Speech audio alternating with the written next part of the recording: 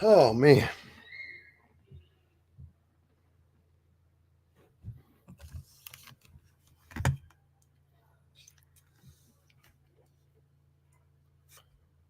All right.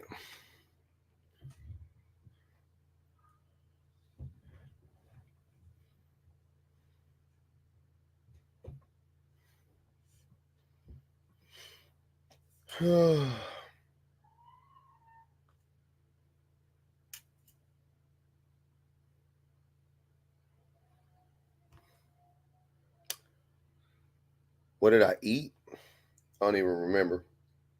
Oh, I had burger and fries. Seems like so long ago. What up, Bree?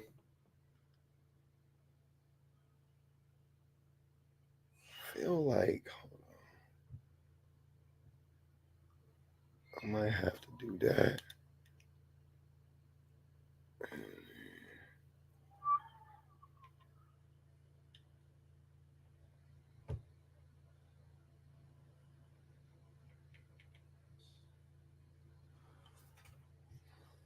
There we go.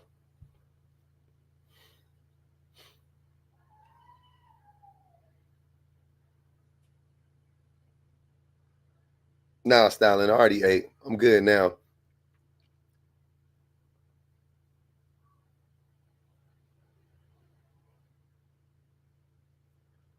I'm good. I'm good. What's good, man? Mm-hmm.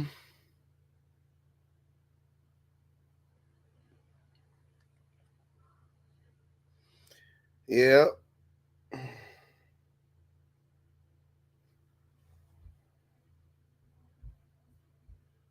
What's good, YouTubes?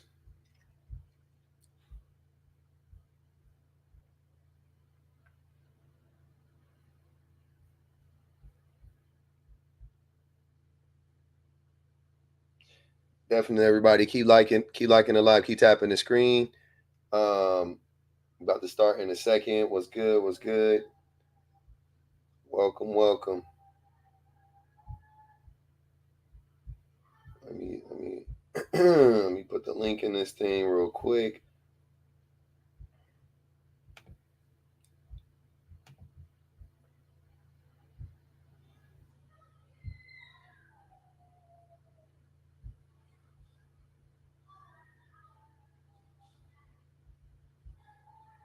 There we go. Definitely, let's get the likes up over there on YouTube. I appreciate y'all, man. 26 people in there. Let's get 26 likes minimum. Chris Rock just be yapping sometimes. He he didn't he didn't come up with this saying. You know, he just added the caveat of unless they got something to provide. But only women and children and dogs receive unconditional love. That's an old saying. But I was thinking about him when that's why I put him in the prompt because I thought about him. And I remember him saying this in that stand up, and I was like, yeah, that's crazy. And I always thought that shit was weird when he said that. Unattractive men have so many opinions. I did not take a nap. I caught my second win though. I'm good. Think the food smoothed me out. Mm-hmm. It's a joke and fake news. I think he was serious. I think Chris Rock was 100% serious. If I had to go out on a limb, I would say Chris Rock was deathly dead serious when he made that. Um, they rewatching the mess. What mess? Where do men go? Oh my bro, you changed my perspective and many things. Take care. Appreciate you, T Pain. Hold on, this one we gonna pin that. You know what's funny? Shit.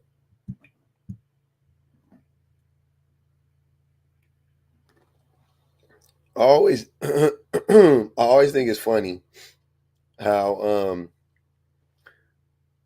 I always think it's funny how I get told a lot like what are you doing, what impact are you making and all of that stuff. And I don't know what impact I'm making. Truly, I don't know. I hear, when it comes to men, I will say specifically, I hear more of the detractors than I do the people who agree, like T-Pain or whatever the case may be. But you know, I mean, but I get a good amount of people that, big me up or whatever. Probably you got to watch the series I just watched about a trad wife and what her husband put her through. It was crazy. Mm-hmm. They want April said they want unconditional stupidity. Why does anyone need to be making an impact? I don't know. I don't know why. I don't know why I get held to a higher standard, but I mean, whatever impact I'm making, you know what I'm saying? I'm sure it's nominal, but I'll accept that. We have paid for food, dates, and all they lie. We have paid for food, dates, hotels, and all they lie. What does that mean, Vermel? I don't know what you mean.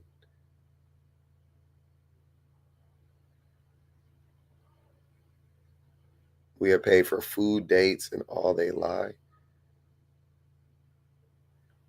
What does that mean, Vermel? I'm sorry. I'm doing good, doing good.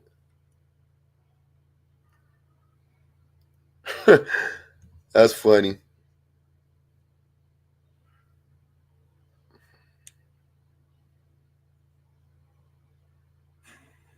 Hey, what's good, Vermel? Hey, good evening. Can you hear me? Yes, ma'am. I was confused by your comment. What were you saying? Oh, as far as the men don't receive unconditional love and everything is transactional, it's not true.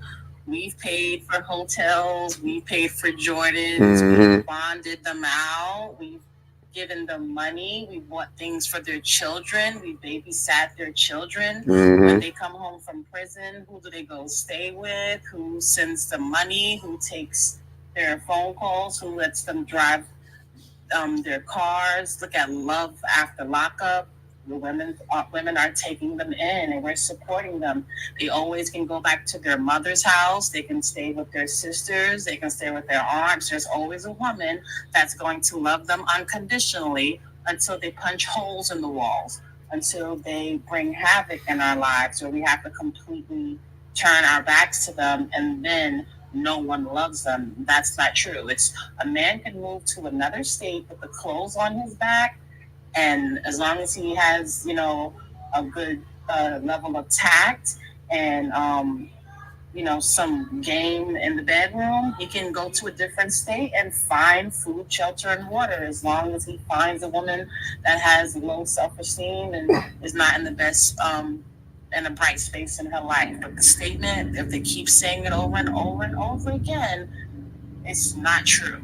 We love them unconditionally until we can't love them anymore.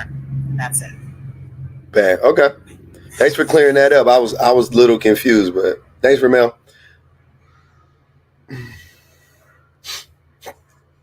Also, this says this says romantic love because I wanted to make sure I put that caveat in there.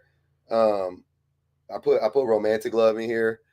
I wanted to put that caveat in there because I know that mothers and you know mothers and sisters and aunts and grandmas. You know what I'm saying? That's different. But I'm saying like because yeah, I'm saying like romantically because when Chris Rock said it, he wasn't talking about he wasn't thinking about moms when he said that. Rico, what's good, brother? What's happening with you, big guy? I'm chilling, man. What you talking about, man? You off to a crazy start already. What's good? What you mean, man? I ain't off to a crazy start. I'm just wondering why all they ever talk about is these toxic men. There's regular men out here. We do exist. Those regular guys do exist. Yeah, I mean, I'm just wondering where they finding all these toxic. I mean, they never run into any regular men. I think what you think is a regular man. I think that when you say men, like they're running into all these toxic men, the regular man is a toxic man. No, no, no. Us regular men do regular stuff. We don't abuse women. We don't. Yes, you do. You know, we no, we don't. Regular men abuse women regularly. No, It's not a small percentage of men that abuse women. Okay, so you abuse your woman? No, not anymore. Okay, so therefore, not every man does it. That's all. No. I said it's a lot more men who don't than they do. Okay. I promise you that. I don't. I wouldn't believe your promise. But so you don't have to believe it. I'm gonna show you something real quick. I'm gonna show you something real quick. Don't show me a statistic. Well, I know y'all allergic to statistics, but I'm not gonna show you a statistic. Because nobody asked me. So apparently that statistic don't reach everybody.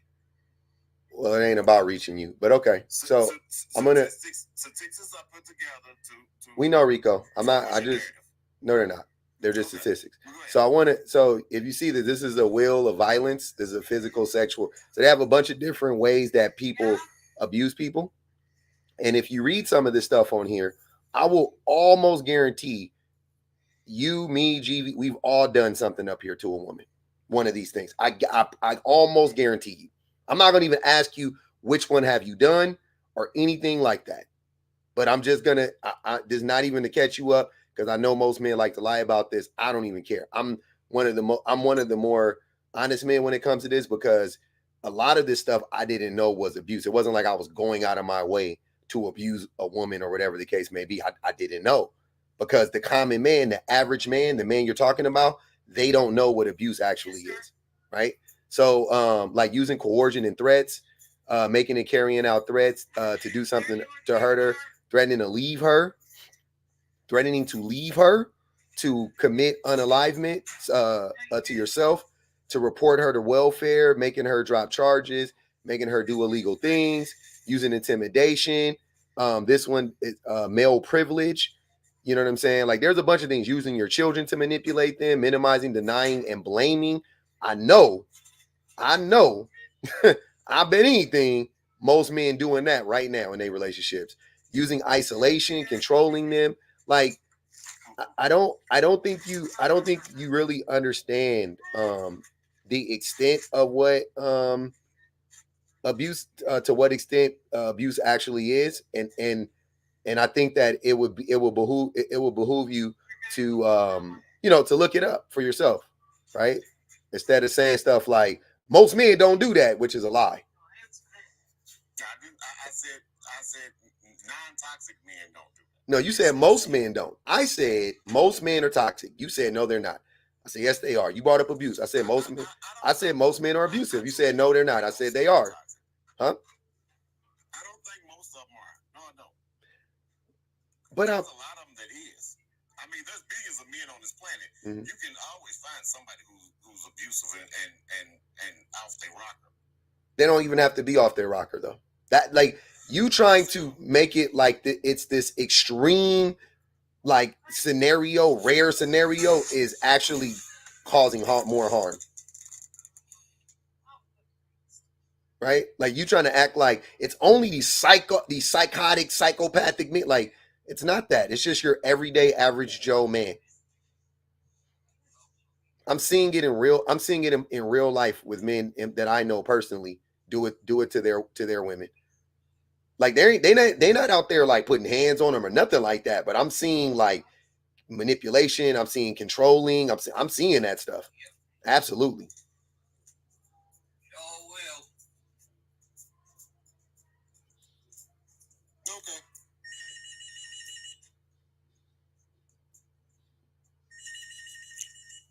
Okay, what?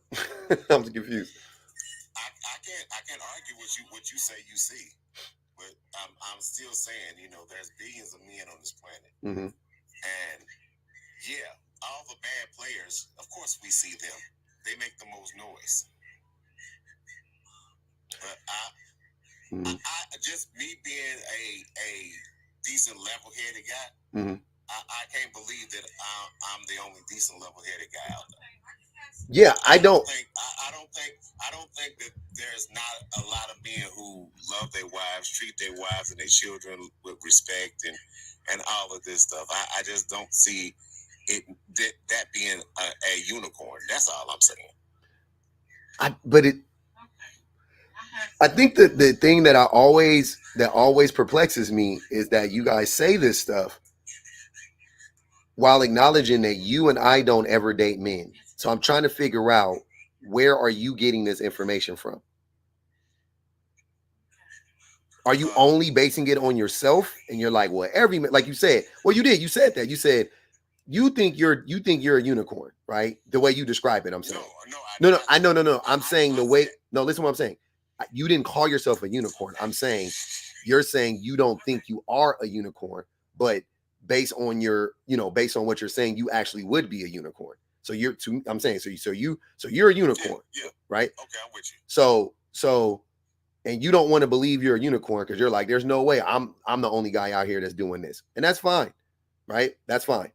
But what if I told my question to you is, like I said, where are you getting this information that there are a bunch of men like you? Where are you getting that from? He's like, what? The women that I know who has good marriages, they have told me this. This is where I get this from. Mm-hmm. They always brag on their man. They always talk about, and there's women in my family, and like some of my female friends, mm-hmm. they always talk about what a great guy they got, mm-hmm. and how lucky they are to have him. That's great. So, yeah, that's great. So therefore,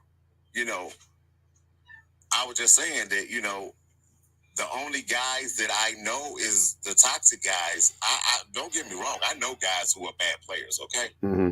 I know a bunch of them.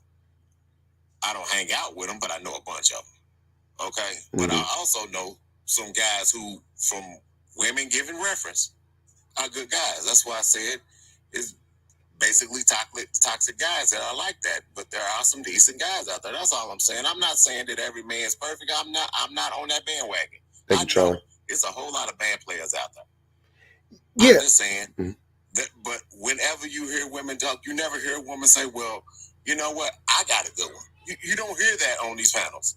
All you hear about is everything bad men do. Well, I just like to hear a unicorn in a room every now and then. That's all I was saying about my comment. I knew that's why you put me up, because of my comment. But yeah, that was my comment. But I think that, well, I just had a woman on my panel earlier today. Her name is Leah, and she was talking about how great her husband is, first and foremost.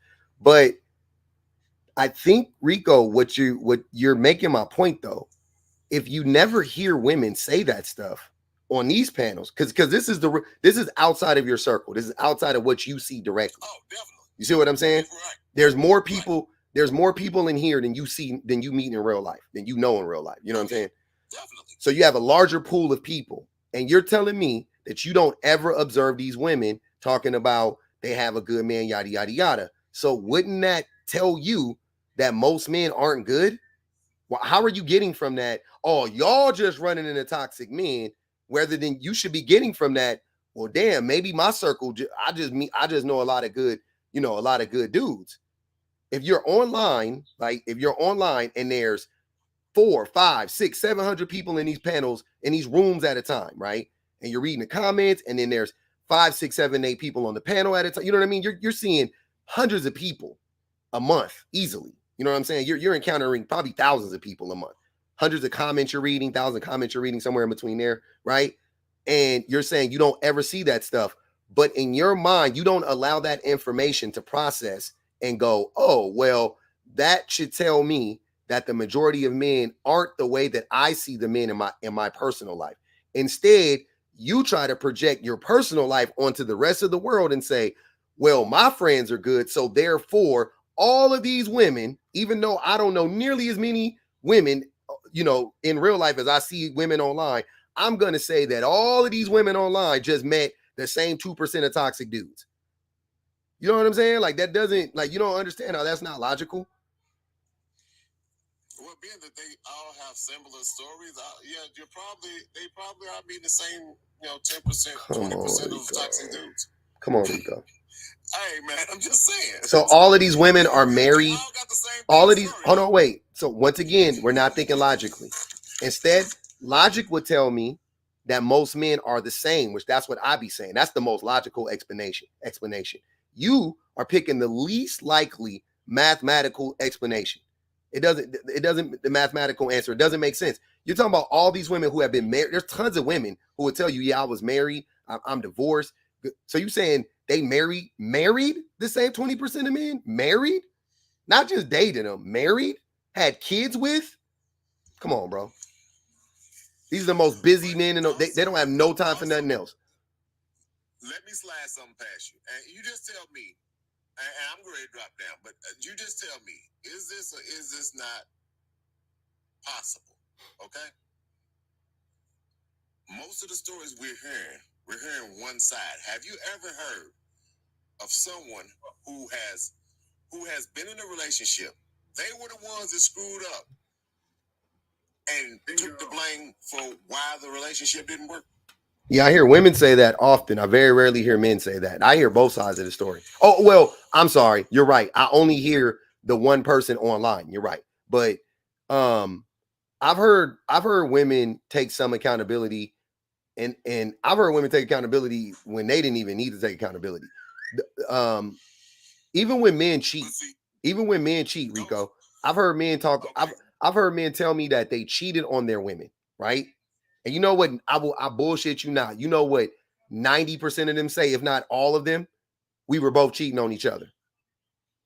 Like they can't even take responsibility for them cheating. Like even if she cheated, whatever, but like they won't even take responsibility for that. If they cheat, they always go, yeah, we was cheating back and forth. And I'm like, what? It's always, I'm like, so you never, like, y'all, it's crazy. So no, I very rarely hear any men take any responsibility in their relationships. Any. Even when they're actively in a bad relationship, and they'll be telling me that their relationship ain't what they want it to be, right? Clear. And then, but they won't ever say what they're doing. They're only talking about what the woman is doing. And I'm like, okay. Like, but how when I talk about this stuff, everything goes both ways. But when y'all talk about this shit, it only go one way. Oh no, it always go both ways. Not true. It always go both ways. Not true. I mean, with me, it always go both ways. What do you mean with you? It always goes both ways. The only reason why it seems one way is because of the topic that you have up there. But I always say there's bad players on both sides. I've never said that men are perfect or women are perfect. I didn't say there's all bad women out there. I never once said that. I said the majority of women are good. I think the majority of men are good. It's just the bad players that just makes it look like it's so many much more than them out there. That's all I'm saying. If the majority of women are good and the majority of men are good and the majority of people get married and half of them end in divorces, what makes you think the majority of men and women are good? Just because you're a good woman and you get with a bad guy don't mean you ain't still. Hold on, Rico. We're just doing the odds. If the majority of people are good, they get in a relationship, then shouldn't the majority of relationships work out? I understand that you're gonna meet a bad apple here and there, but if the majority are good, a lot of good people meet bad people. But it's not enough bad. They're not out there though. Rico, listen to what I'm saying, brother. There's not enough bad people. Never equal. I know it's not. Hold on, Rico, listen to what I'm saying. There's not enough bad people based on your logic, though. Because if the majority of the people are good, then they get together, then shouldn't the majority of relationships work out? Not necessarily. Why not? Yeah. Because people change and they grow apart. But then that happens. And a relationship that wasn't a failure because it ended. A relationship's a failure if it became abuses in some way. Most relationships are abusive. I don't think so. It's funny how men never think so, but the women who are getting abused think so. You don't think that's odd? Yeah, like of course. So all the women are lying. They have a baked-in reason to lie about being abused, and all the men just are telling the truth. They have no reason to admit to being an abuser. Who am I to believe in this scenario? Right? Who is unreal? Hold on, unreal. Sure. Who is most likely? Who has the biggest reason to lie? The women who are abused, or the men who are allegedly the abusers? Which one? I don't think the women that are abused are lying, but at the same time, if you keep choosing the same kind of person, which is just a normal person, they're just choosing normal dudes, average guys. I don't think so. They are. You think the majority of guys are good, right? Okay, psychologically, most people want to be good and so they do what they think makes them good because they want to visualize. Even criminals, like you catch them doing what's the first day, I didn't do it, or they come with a billion excuses, right? Because they want to be able to justify to themselves that they're a good person. Most people want to be good. It's just that most people we can have different understandings or definitions of what being a good person actually is. Being abusive, you're definitely not a good person, right? Well, no. Okay. Again, but there's a difference between being abusive and then being flawed and screwing up. Yeah, no, I understand that. I'm not. Okay. Yeah, I'm not connecting the two, but most men, seems to me, we seem to be abusive. Men as a group seem to be abusive. I don't think so. So here's what I'm saying. If most men aren't abusive, but most women are abused, where is the disconnect? Who am I to believe? Hold on, I'll ask the question for you again. Who am I to believe? The men who are the accused abusers or the women who are the abused? Who is most likely to lie in this scenario? Okay, it's not that I think the women are lying, but it's did all those men? But are all hold on, Real? You don't think the women are lying? Okay, cool.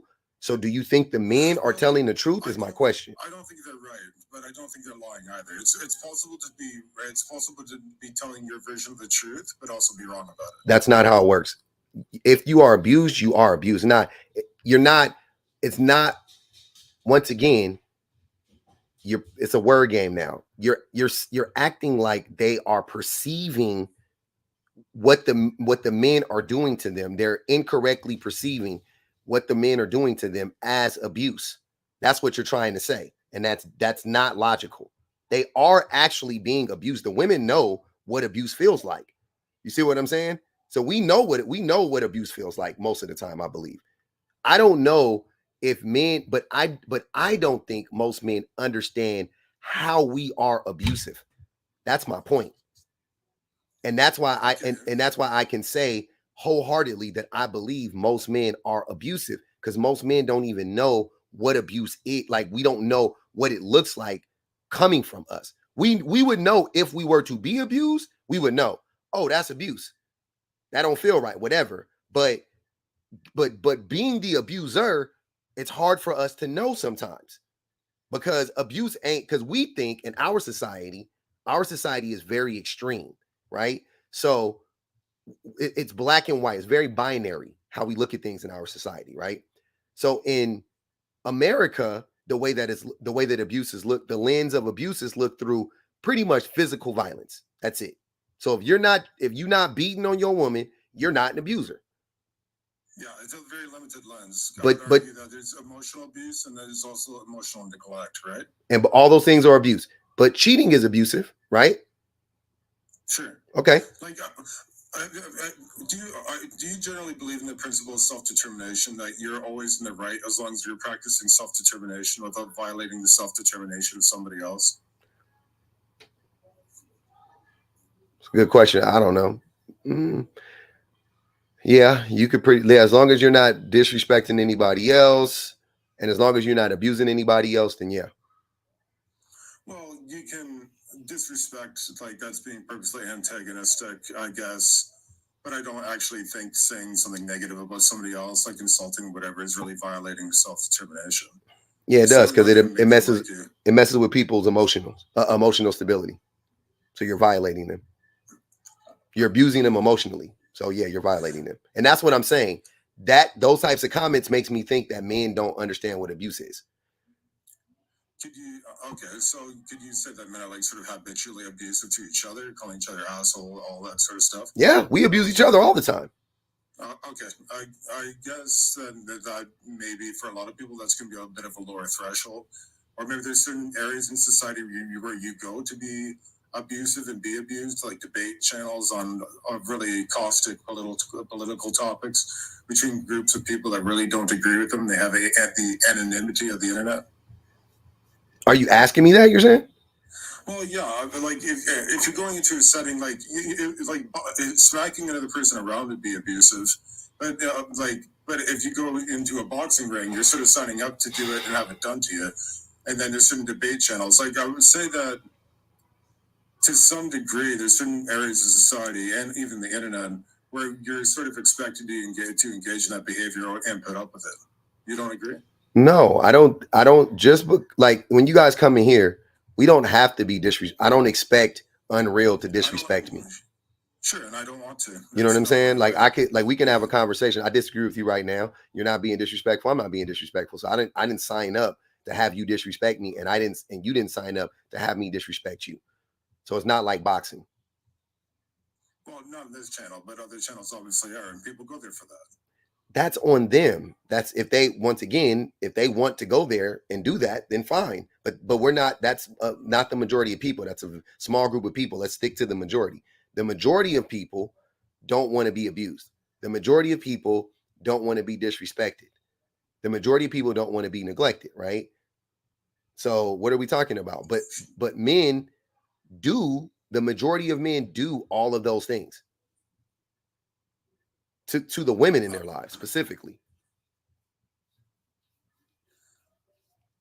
See, I'm trying to find a way to quantify what the difference is between a normal amount of sort of screwing up in your relationship, losing your cool, saying things you don't mean, and just outright being toxic. When I look at the definition for it, generally a toxic person is defined as someone who blames others for everything, never admits mistakes, and disregards boundaries. That's definitely a start. Yeah, that's like the Psych Central and WebMD definition of toxic person. So when it comes to toxic, he's like, you're going at just like. Hold on, read that again. Read it again. Read it. Oh no, read it again one more time, Unreal. Blaming others for everything, never admitting mistakes, and disregarding boundaries. That doesn't sound like the average man. The average man admits his mistakes. The average man doesn't disregard boundaries. What was the first thing? Blaming others for the other men don't blame. The average man doesn't blame everybody else for his problems. The average man doesn't blame. The average white man blames all his problems. Listen to what I'm saying. The average white man blames immigrants, black people, Democrats, Republicans. They blame everybody else for their problems, right? The average working class white man blames women, blames minorities, blames everybody else for their problems. First and foremost, they blame their mothers. Men blame their mothers for their problems. They blame the everybody. They could be 40 years old. They still blaming their mama. Men will blame they'll blame a girl that broke their heart in the 4th grade for how they treat women right now at 52 years old. Talking about I can't trust a woman ever again because in the fourth grade, Tina laughed at me. Like shit like that, right? Yeah, that is the average man you're describing. Those 3 characteristics, 1000% I have seen in almost every single man I've ever met. Every single one. I would say that it may be normal to some degree to see those aspects in men at certain times, but not the vast majority of the time. Yes, the vast majority of the time. Men don't take responsibility for their actions the vast majority of the time. And you know how I know that? Because if men did, we would be better. We perpetually blame everybody else for our problems. That's how we stay in the state that we're in, brother. But the problem is that if you don't take accountability for things, then you never advance in life and you become unsuccessful. Exactly. Are most men successful? Well, can we define success on 2 different metrics, the pursuit of pleasure and the pursuit of happiness? Are most men content? No. Not as much as they could be. But they're not. If you had to go yes or no, the answer would be no. Most men aren't content. That's one side of it. Financially, are most men successful? Are most men financially successful? Well, are we going to say most men are they're not. Is the average man's income? The average man isn't. The average man is not financially successful. He's not. Can you define financially successful? having more than $500 in your bank account, not living paycheck to paycheck, having a 401k or a pension to retire on, being able to take a vacation or two a year, having access to healthcare, having access to food, having a home, so many things. The average man with the average income is They, doing that. they don't have that stuff. No, they don't. All those things are tough to get. I know Canada and America is a little different when it comes to that, but for the most part, even in Canada, that stuff isn't true. We're not that bad off. We're a bit more socially progressive than you are. You are. I know. That's why I said it. I know it's a little different in Canada Yeah. because you guys got healthcare, right? That's a major one. But beyond that, Okay. Well, when it comes to most, again, the problem is that we're going to say most people I know, but then you're not factoring in all the homeless people, drug addicts, and everything else. yeah. So and those are extremes. And those are extremes. You don't even have to go there. You're not factoring in all the people that are living in poverty. You're not factoring all the people who, like I said, are living paycheck to paycheck, which is the majority of people. There's not enough money on the planet, Unreal. That's what I'm saying. Like, this mathematically impossible for everybody, for every working class person, or for the majority of working class people to make enough money. It's mathematically impossible at this point, because 1% of people are hoarding 90% of the wealth, and the rest of us, the rest of the 8 billion people, are fighting over 8, 9, 10% of the money that's available on the whole face of the planet. It's impossible. Yeah, I get that. The income redistribution has gone completely off tilt. I don't disagree with that, but like when it goes back to toxicity and personal accountability, again, you're never going to be successful if you're not accountable. So those men tend to be punished for that, and then they tend not to be able to get into relationships anyway. No, that's not true. Most men get into relationships. The vast majority of people are have been, the majority of people either have been or are in a relationship. The vast majority of people. So okay, then they're also I would think they'd also be in a relationship with all other people who also lack accountability. You don't agree? Say that one more time. I would think that the people without accountability would also be in relationships with other people that also lack accountability. No, not true. Why do you think that? Because I don't think women struggle with accountability. So I don't think the average woman struggles to take accountability for her actions. But I do, however, think the vast majority of men do struggle with that. You don't think there's a lack of accountability involved in letting somebody treat you badly repeatedly and not holding them responsible? No. Why would I blame a victim of abuse? Well, it's not that you're blaming the victim. Like ultimately, when someone's treating you badly, that's ultimately on them. They're the aggressor. But there's also sort of a partial responsibility on you for letting that perpetuate, especially if it's not necessary. You don't live with that person. You don't have kids with that person. It's just and they're being abused as you. What are you staying there for? They're never going to change if you stay. Yeah, I don't believe in that. That's not my approach. Is to blame victims. It's always disgusting to me when people blame victims. Well, I don't like so much try to blame victims. It's just about what can you pragmatically do for yourself to get yourself out of the. Sometimes they can't do. A lot of times they can't do anything. Sometimes they're manipulated, and they don't know. There's a bunch of stuff going on. But since you and I don't know, I think it's okay for us to just say it ain't the victim's fault and just focus more on the abusers. Well, right? That seems safe. The thing is, yeah, but I get that. But at the same time, I can't change other people. I can only change how I react to them. Right? Then why are you talking about then take that same approach to the abused? Why, when I say it about the abuser, now all of a sudden you can't change other people, but you got all the smoke in the world for the abused? When I talk about the abuser, we can't change other people. But when we talk about the abused, it's, what are you doing? What are you still doing here? Why don't you leave? What are you talking about? You clear. That's clear. That's a red flag. Like, why? Like, what are you talking about? Well, if I have a friend and their woman's treating them badly and they don't have to stay with her, it's just you know what, dude, just depending on the situation, how bad it is, it's she's being like that, just to go sleep at a friend's place or your brother's place for whatever for a week. like put out a warning sign that like, listen, this behavior, you like disregarding your boundaries, that can't happen. Like I talk to guys who like go through this sort of stuff all the time. That get abused all the time? A lot of these guys, yeah. So you know a lot of males that are getting abused by their women. Yeah. Quite a few. Okay. Like the problem with being abused is like one of the things with the internet is a lot of people who have issues like being abused and they can't talk about this stuff publicly, like with their friends or other people online, because it's like a full pause, especially for men being abused in relationships. Like how are these men being abused? Real? What's going on with them? Well, sometimes physically, a lot of the time emotionally. So, and like because the abusers, like this, they tend to they tend to isolate their victims socially. So you don't know any. So the majority of your friends that you know are being abused by women in their lives.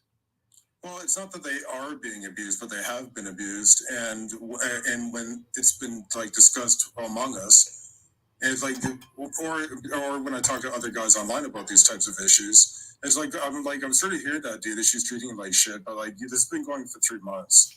Like you need to take a little bit of like action to correct this situation. Who's most having someone violate your boundaries? Unreal? Who is most likely to abuse, a man or a woman? I would probably say they're probably both about our sociopathic behavior if we're going right to the definition of abuse. Not even close. It's not. It's really not even close. Men abuse far more than women. So with that said, either you're the most. I appreciate you. He tell his guy friends it's their fault? Good question. Do you tell your guy friends it's their fault? Well, I just said, like, what's going on, dude? Like, the situation's been going on for 3 months and you've done nothing to try to correct your behavior on violating your boundaries. I said that, like, before you asked me this question. Yeah, they just asked the question.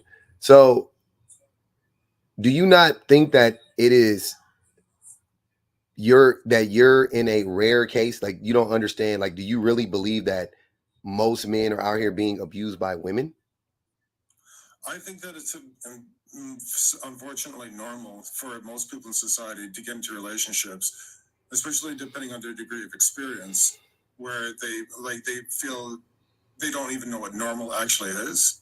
Like they might have grown up in a certain situation because people who are really abusive tend to look for someone who's going to put up with that shit. So and they seem to have ways of testing to see if the person's going to put up with it. Yeah. And so wait. So you just said that you think abuse is, relatively 50-50. I think it's equally common. Yeah. So if it's equally common, then how could it be that the majority of your friends that you talk to about this, the women are the abusers? If it's, you don't think that that's weird? You don't think that that's rare? What you're just even based on your own logic, you don't think that that's rare? Well, not really, because the thing is that they're abused. Male, like for example, male and female bullying tends to be different. Like females bullies often engage in relational aggression, using tactics like spreading rumors, leaking secrets, and social exclusion to harm others emotionally, rather than physical aggression, more commonly associated with male bullies, right? And that's just an example, like from put 5 on school. You said what? Okay, so women tend to be more on the emotional abusive or emotionally neglectful side. Men tend to be on the more physically abusive men are more abusive in both ways. Men will start rumors about women just as fast as a woman will start a rumor about a man. Men are the messiest when it comes to that. Men are the ones who say that they slept with this girl, lie on their dicks all the time. That's what men do. Men do. You talk about like revenge porn and stuff like that. That's the shit men do. So you're like what you're saying does it. Even the way you're describing it, the men do that more too. So that's what I'm saying. That's why what you're saying is unreal to me, because I'm like, wait, so in every form of abuse, men would be the ones to do it more than women. Every single form. I can't think of one where men wouldn't be the most likely to do that. They put 5 on his head. You don't agree? You don't think that? Well, there was a Finnish researcher named Kaj Borskovich who interviewed adolescent girls about their interactions, and she found that bullying, like in school, like it was just as common as it was with bullying among boys back in the 1990s. It's just that he found that they tend to bully in a different way. So we're talking about grade school kids. You don't think that changes as people get older? Unreal. Well, I do think it. I definitely do think it changes because there's consequences for that type of behavior, especially from men and women. Like if you continue to be toxic, accountable to your behavior, you're going to lose access to the better women and the better men, right? Who matures faster, boys or girls? Girls by about 2 years. No, like 10 years. I don't think so. Yeah, look it up. But like 10 years. Like women fully mature at like 32 and men fully mature at like 42. It's like 10 years.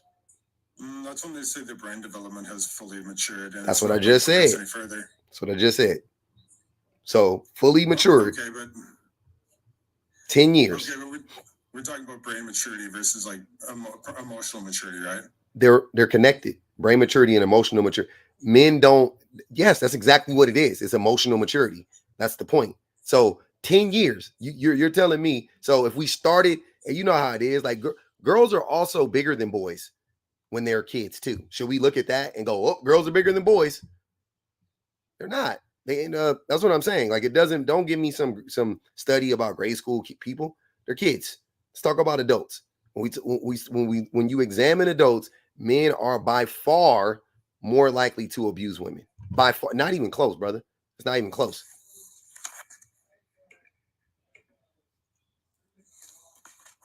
I'm trying to look at the study that I found, because with female girls, they found that they tend to be also better at hiding it.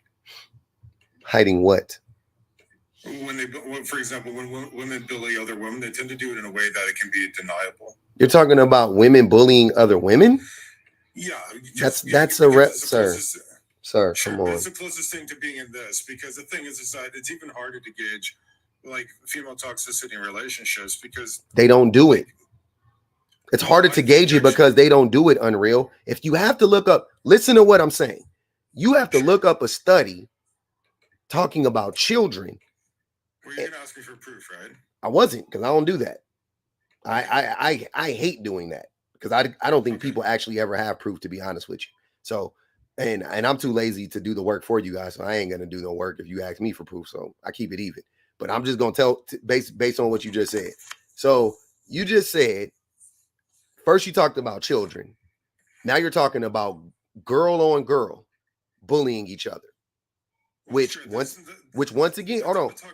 Which once again, we all know boys bully boys way more than girls bully girls. The difference was about 12 to 15. I don't know what that means. Oh, sorry. That for every 12, out of like a sample of 100, like there'll be something on the side of like there'll be 15 girls who experience, 15 boys who experience bullying from other boys out of a pool size of something like 30, which is like half the class, and then like for girls it was like 12. So no, it's not as common, but so it's do it as much. So even based on that, math, it's about 25% more.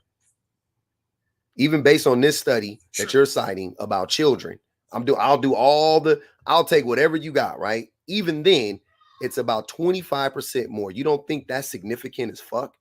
25% more? Well, yeah, sure. Like I think testosterone has a negative tendency on men in particular to try to like be dominant in a certain way and try to dominate others. Like we see that in nature with like bull elephants. They like elephants. Hold on, any animal, you jack it up on testosterone, it becomes hyper aggressive.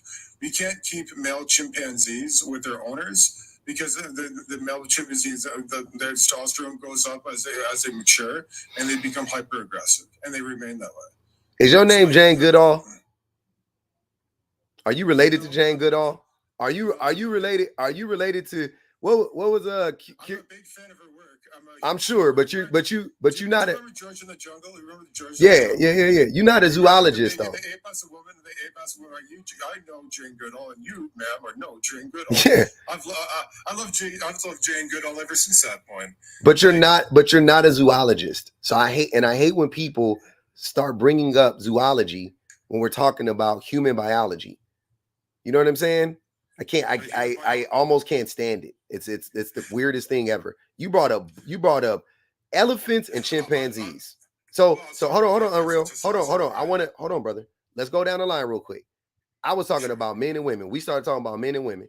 You have mentioned children, right? You went from kids, boy girl to girl to chimpanzees, or I'm sorry, to bulls, buffaloes, and now chimpanzees.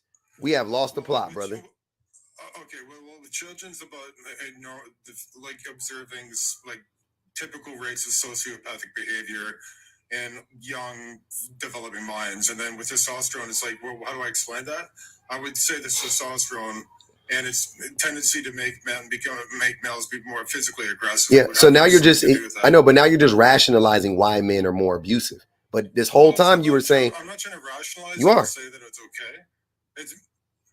You're trying to explain it. You're first, Unreal. Hold on. At first, you said it's 50-50.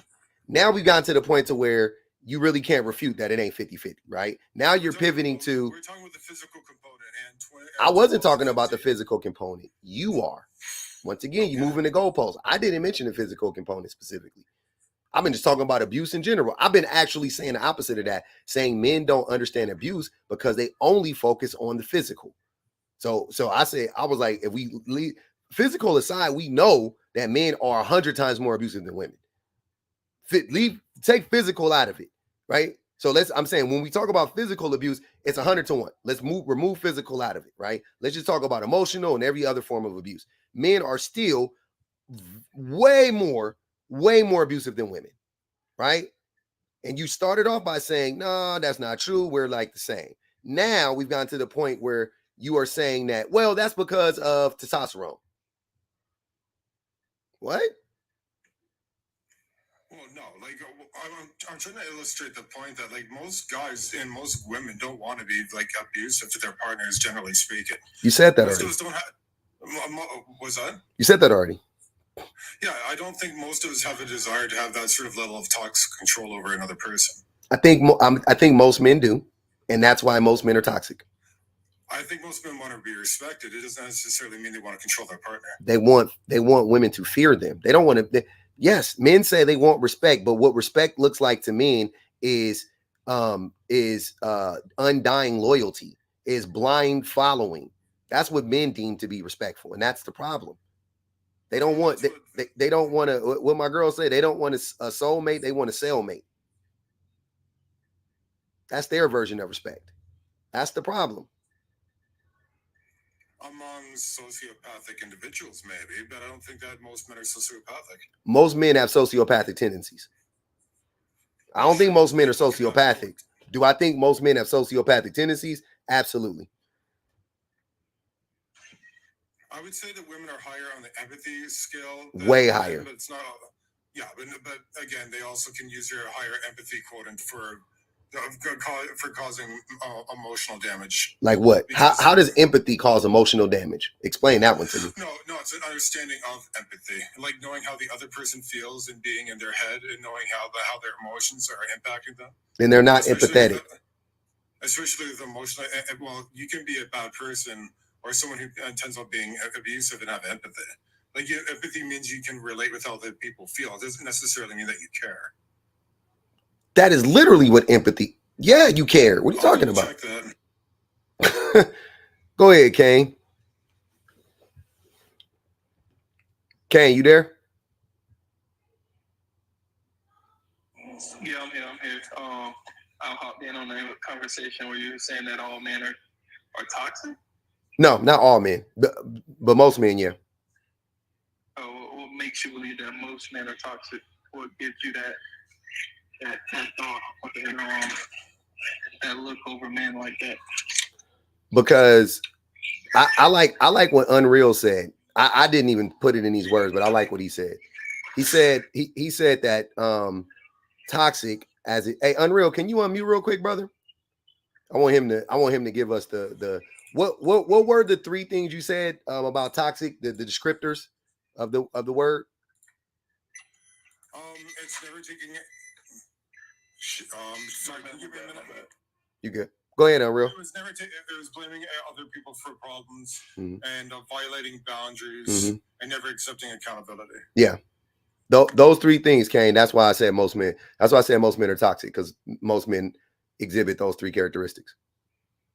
So those traits don't exist at all with the blaming of other people and taking accountability in women. That doesn't happen in women majority of the time. That mostly happens in men, right, Unreal? No. I said that. He didn't say that. Personally. By the way, just to do a definition check, empathy, the action of understanding, be aware of, and being sensitive to, and vicariously experiencing the feelings, thoughts, and experience of another person. Yeah, exactly. I know the definition. That's what I was saying. Okay, but it doesn't say that you care about. Go back. No, wait. I'll hold on. Read it again. I'll tell you the part where it the context clue about caring is in there. Go say it again. Read it again. Okay. The action of understanding, being aware of, being sensitive to. Stop right there. Hold on. Stop right there. Being sensitive to. How else would you describe that? Well, that just means, I would think that just means you implicitly understand it. Like when you see somebody going through something, you can feel that in your core yourself. If you're sensitive to something, right? I'm sensitive. I have a soft spot, let's say, for something. That means that doesn't signify that I care. If I'm sensitive to something, that means I care, bro. That is literally what. So that's what I'm saying. It does. Caring is implied. But so Kane, Unreal wasn't saying that. Unreal was actually saying that he was saying that toxic are those. He gave the definition based on whatever site he went to, and I said I like that. That's what toxic means. He was trying to argue initially that most men don't embody those characteristics. I said most men do, and that's why I've been saying most men are toxic. Now you're asking me, do most women not exhibit that? That would be a deflection, because even if that's true about women, which I don't believe it is, what does that have to do with men? And blaming other people for everything? Yeah. That's what I was stemming off of. So we also have laws now that encourages men to pay financial compensation if they were to get a divorce in a marriage. Hold on, Kane. Go back a little bit, brother. Go back a little bit. What I'm asking you is I was talking about men. I've been talking about men this whole time, right?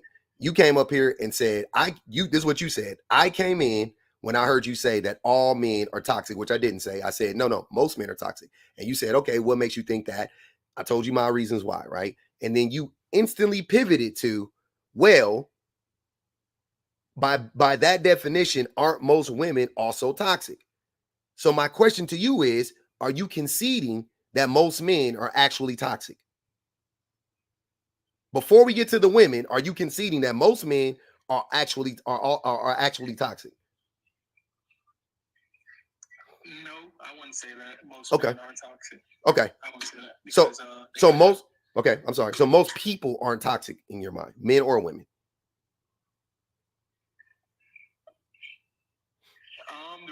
I can't say that. I can't say both. I mean, women are toxic. So you think women are toxic, right? Yes. You don't think women take accountability, right?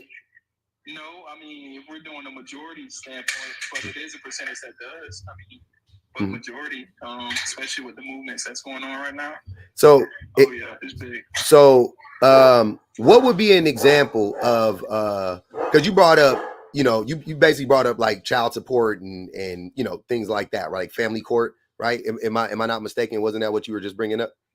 Not child support exactly. Like when you're married. Yeah. Alimony. Alimony. There you go. So it's a system that actually inflicts, the wrath of, okay, since y'all divorcing and the woman isn't what she's supposed to be at, you're gonna have to pay her for that time being. How long do you have to be together before you get alimony? So in Colorado, I was told it goes by the amount of years you're married. So you pay that amount per year that you was married. Yeah. So and so there's usually a threshold. Like there's usually like you have to get to a certain number first, and then it'll kick in. Usually, I don't know. I could be wrong. So from my understanding, a friend of mine was married for 4 years. He had to pay her for 4 years alimony. Okay, so 4 for 4. Okay.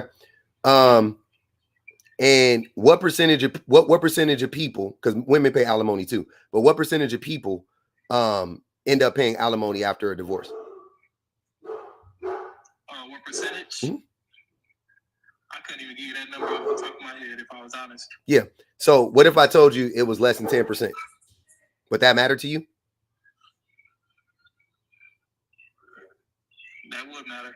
Okay, because it is less than 10%. So if the vast majority of people don't pay 10%, don't even pay 10% of alimony, then how is this system harming men? Because you got to look at it in the standpoint of being in a certain career path that actually that most of the people in this career have done that. So what I've seen and experienced, most people in this career has had to pay alimony because of that factor of their job or career. They had to pay out of pocket because of the divorce, even if it wasn't their fault. Even if they got cheated on, they still had to pay. They got blamed for the spouse not being where she wanted to be in life, and they had to pay it back. The spouse not being where she wants to be in life. Do you know why alimony was invented? No, enlighten me. So the reason for alimony is because for a long time, in the recent history of America, men basically trapped women, right, in marriages. The reason how they were able to do that was because women had little to no freedom, right? They couldn't own land, they couldn't drive cars, they couldn't have driver's license, they couldn't get well-paying jobs, yada yada yada yada, right? So they were trapped.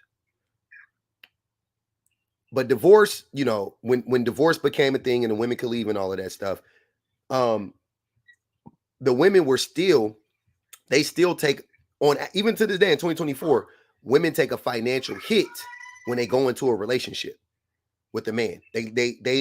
So if a woman's earning potential being single is let's say in a year, it's $50,000 a year when she's single. When she's married, it drops down to $35,000.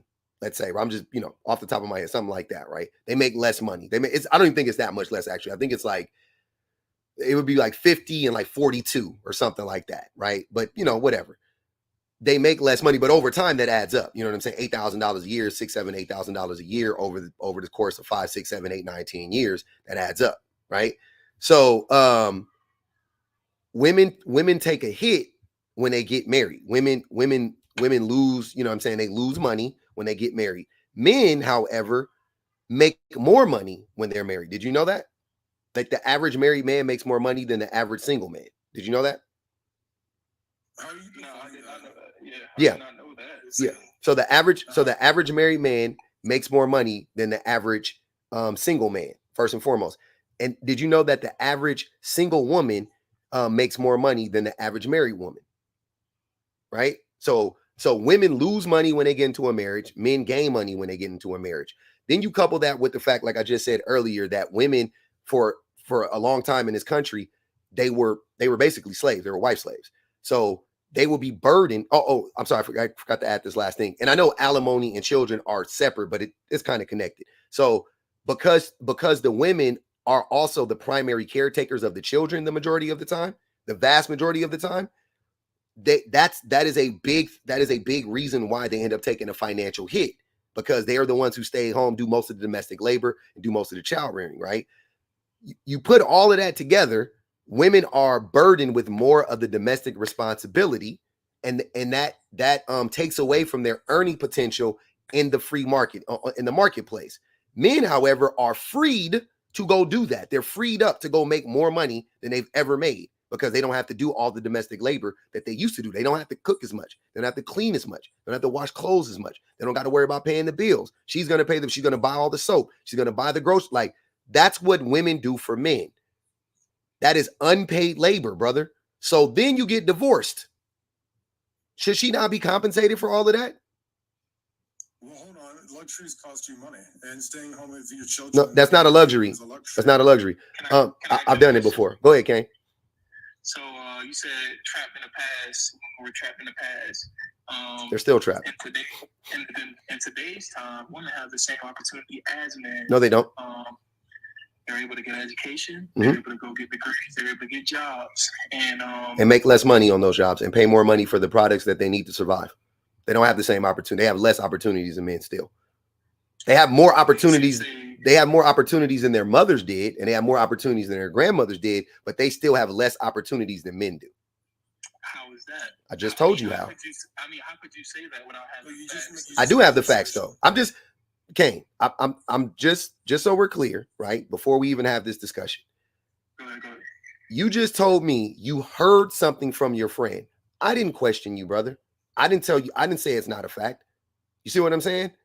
You don't got to be disingenuous and say, where you getting these facts? You don't have to start doing that with me. You obviously have not taken any time to research any of this stuff. I haven't called you out. Please respect me. I haven't said any, I just been having a normal conversation with you, right? So before you deflect and start getting on that, like, I just ain't seen it. Okay, cool. Then you should look it up then, right? But when I was speaking, I was talking about a specific subject. You're speaking of a broad spectrum of information. I'm not, I just know the information though. It's not broad. It's actually all connected. That's what I'm saying. It's all connected. And if you cared to do the studying, you would do it.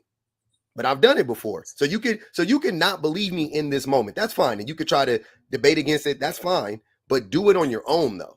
You know what I'm saying? Like, don't hold on, Unreal. Hold on, Unreal. What I'm saying is that what I'm not about to do is I'm not about to stop this whole live to educate you, if that makes sense. You know what I'm saying? Like, you could push back against it with logic if you want to, or reason or facts, right? But if you can't do any of those things, then let's keep going. Then I assume you don't know, and you should assume, well, maybe I don't know, maybe he is telling the truth. And just take it at face value, because what I'm saying actually is fairly easy to see in reality. Like, you don't even need stats to look at this. This is like normal. This is like easy. Like, women make less money than men. Women are not afforded the same opportunities as men. Yeah, women go to college, but that is a reason. A big indicator that women are actually like way more oppressed than men, to me, is how educated women are versus men. You know what I'm saying? Like, that is actually a big indicator, because women know that they can't get those those trade jobs that men like to scream about that don't exist in America anymore. Go get you a trade. That shit don't even exist. But those trade jobs that our granddaddies used to have back in the day, right? Electricians and stuff. Well, electricians still exist, but most of those jobs are pretty hard to get. And they don't exist like they used to back in the day. But like those jobs, women are still largely locked out of those industries to this day. So are black people, right? So if whatever, and Kane, I'm gonna say this to you one time, and we're gonna move on. I'm gonna go to you, Unreal. The same, whatever you're going to say about women, think for yourself for a second and go, do black people have the right to do that? Are black people free? Like, are black people making the same amount of money as white people? Are black people able to get the same jobs as white people? Are black people in the same positions of power as white people consistently? Is that a consistent theme that I'm seeing? If the answer is no, then the same thing goes for women, brother, because the systems are connected, right? But go ahead, Unreal. Well, I just wanted, like, what your explanation would be for all of these employers able to get past the anti-discrimination laws regarding, like, not employing black people and not employing women, because, like, there's certain there's laws that have been put in place. Yeah, I know the laws are real. You don't have to try to educate me on the laws. I know the laws. Racism still exists. It's impossible to prove that they're discriminating. It's virtually impossible to prove it. On the basis of wage? On the basis of wage. Who knows who? What do you mean? Somebody would have to sue you, Unreal. You see what I'm saying? Well, most jobs are hourly, and they're based on your pays generally based on seniority and experience. That's a lie. That's a lie. White tea people get more money. They come in at higher levels. They give them advantages. They put them in middle management faster. They like, you know what I'm saying? Like talk. You see what I'm saying, Kane? So all my brothers up here. You got a white tea man trying to tell us that racism don't exist, and then I got black men trying to tell me that the patriarchy isn't real and sexism doesn't exist. Y'all not seeing the connection? You got a racist white tea man telling us that racism don't exist, and then you got black men talking about sexism don't exist. Y'all not making that connection. There's nothing. The lights are out. Can I say something? Go ahead, brother. So it's just crazy, man. Because first we were talking about women in general. Now we go on the race. No. I was talking about black people. I mean, I was talking about women. I'm sorry. I was talking about men. Nothing in my. I'm not talking about women at all. You brought up women, Kane. Yeah, I did. I was saying, speaking of women in general, I wasn't really going into the race thing because that wasn't the topic. So I was just trying to stick to women in general because white tea women are still women, and it all was a movement at one point where the black women got with the white tea women. It made a change for women's movement. So I don't understand the point of that. Go ahead, Kev. Yeah, I'm just hit this topic real quick because I like that you mentioned about unconditional love. I would say overall, I don't think the average person even experienced that because people don't even really know what that is. Because I actually talked about this before. If you can't love your enemy, you don't even know what unconditional love is, anyways, though. Because unconditional love means no limitation. So if you only love within just your circle, your family, or something like that, if you still got a hatred towards your ex and all that stuff, that mean you don't even know what unconditional love is, though. So even when I look at the definition, right, it says no limitations, and it's I think it's like free of I gotta look at the second part though. But that has nothing to do with loving your enemies, brother. Yeah, it do. It doesn't. You can't make it make sense. It doesn't. Unconditional love doesn't mean you love everybody on the planet unconditionally. That's not what it means. Yeah, that's how I look at it. That's exactly. That's how you look at it, but that's not the actual definition of the word, though, or the term. It do go against the definition because it means you're limiting yourself to only the people you like. No, that's not. It's a weird way to look at it. That's all I'm gonna say. That's not how you look at it. You look at it like you and the person that you're in love with or you're showing love to, the love that you're sharing with them or that you're showing to them, is it unconditional? Not love in as a whole. They're not talking about love as a whole. They're saying between two people, is the love unconditional? That's all it means. It doesn't mean you don't have to love your enemy. You ain't got to love people you don't know. You ain't got to love the neighbor's kids. You ain't got to love nobody else. Between you and the person that you are sharing the love with, do you love them unconditionally? That's all it's talking about, brother. I promise you. Yeah, which means no strings attached. I mean, love somebody with no. But I think for the most part, everybody, especially if we talk about and the closest I can see to it, it'd be like from child to parent. That would be the closest. Mm-hmm. But overall, everybody got some type of. That's why we connect with one another. So it is always something behind why you love this person. That's why also when you break up with somebody, that all of a sudden the love is be gone or they hate. It's the opposite. So that means you started off with only loving that person for what they did for you and stuff. So that's the condition behind that. The opposite of love isn't hate. The opposite of love is what they say, apathy. It's indifference. Indifference. There you go. Not caring, pretty much. Yeah. Because you could love and hate somebody, I guess. What I'm getting to is that I think the average person that think they love it unconditional, they not. They really not. They just say it because it sounds good and sweet or whatever, but they don't.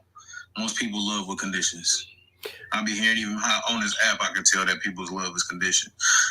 Yeah, but this is about how men lie and say stuff like only women and children and dogs experience unconditional love. That's cap. Because if anybody was going to experience unconditional love, it would be men. Women don't experience unconditional love as a group. I don't believe that one bit. How man?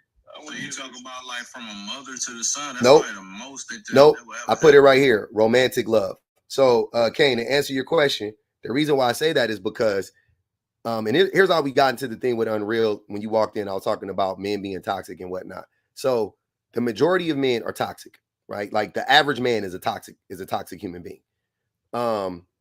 Based on Unreal's the definition that he gave me, by the way. I think that most men are toxic. So if most men are toxic, that means most men are causing harm to women, especially in a romantic sense. So you get into a relationship with a woman as a man, you're causing that woman harm, you're damaging that woman, you're abusing that woman, whatever the case may be. That woman still loves you. Like women get into relationships, like pretty much assuming that the man she gets in the relationship with is going to hurt her, but she's like, how much is he going to hurt me? Right. And I'm not saying they literally say that in their minds, but they like women go into the relationships knowing that they're gonna have to work on the man. They're gonna have to thank you, Khadijah. You said the Minos fighting hard.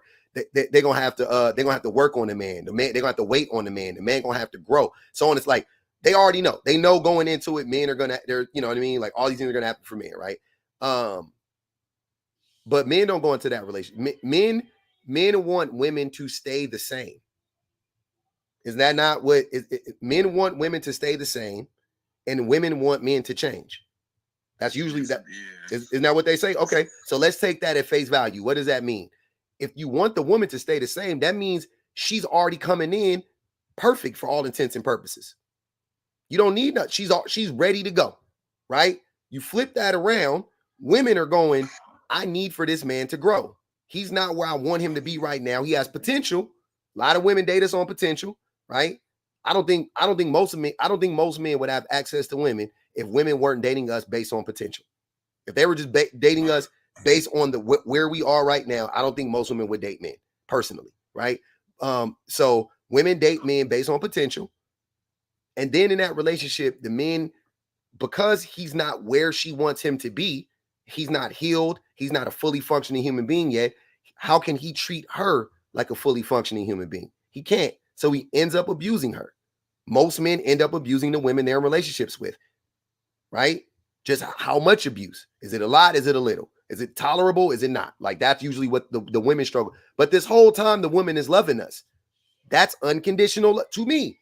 That would be an example of unconditional love because I'm not loving nobody that's abusing me. I'm in a romantic relationship. I'm out. You abuse me. I'm out. I'm dipping. That sounds like a Tyler Perry movie, man. There ain't no way, bro. Ain't no way. So yeah, I wanted to say something to that too. Go ahead, Kane. Most men. My turn, anyways. Hold on, Kev. Go ahead, Kane. So you did say most men are toxic, mm-hmm. and to women, right? But most men don't get the chance to get a woman. No, most men do. Standards. That's not true. Do the standards looks? That's not true, Kane.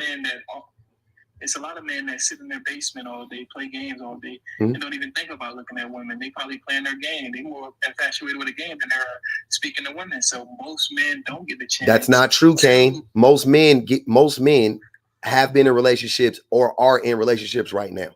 So you're wrong. That's not my assumption. You can go look it up. Most men have been in relationships, or you're talking about a demographic of men. And I agree. There is a small demographic of men. I'm sorry. There is an age group of men like 18 to 24, whatever it is. And they are, the majority of them aren't getting women. I agree. But after 20, 25, 26, 27, 28, 180, 60, the rest of the men, we got access to women. The rest of us, we date women. The rest of us, we go out with women. But 18 to 24, yeah, they struggling. And then you said they did us based off potential. That can't be true because most women want their man with certain standards already before they get with them. It's a slight chance. What standards? It's a slight chance you might. Standards of having a job, having themselves well put together. They don't want a man that's they're not. When have you ever seen a queen pick up a homeless man? A queen? Vice versa. I'm giving you a scenario. So when have you ever seen a queen pick up a broke man? It hasn't happened. You've seen a king pick up a broke woman, and there was no standards for that. The reason why I say that is because you're saying that they date based off potential. No, they date because you gotta have hold on, Unreal. together before you get with them. But that's not. But Kane, hold on, brother. That's just not true, because most men make the most. You talking about you got to have a job that's bare minimum. You didn't say what type of job. Okay, cool. So she wants you to have a job. That's having your stuff together because you have a job.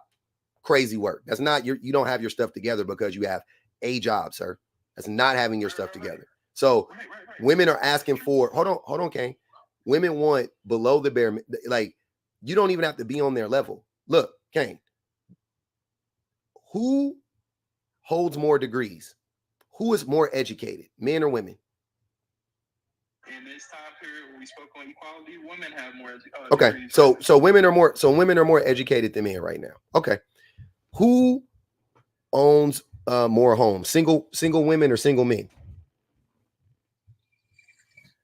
Single men. Single women. So yeah. Okay. So I'm learning some. Yeah. So single women own more homes. Does that count with children? Single women own more homes. Don't matter. Single women, children don't matter. If they single, they own a home.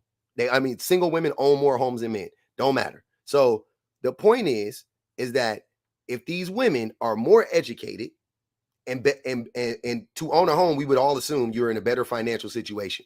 So that, to me, so you got more education and better financial footing.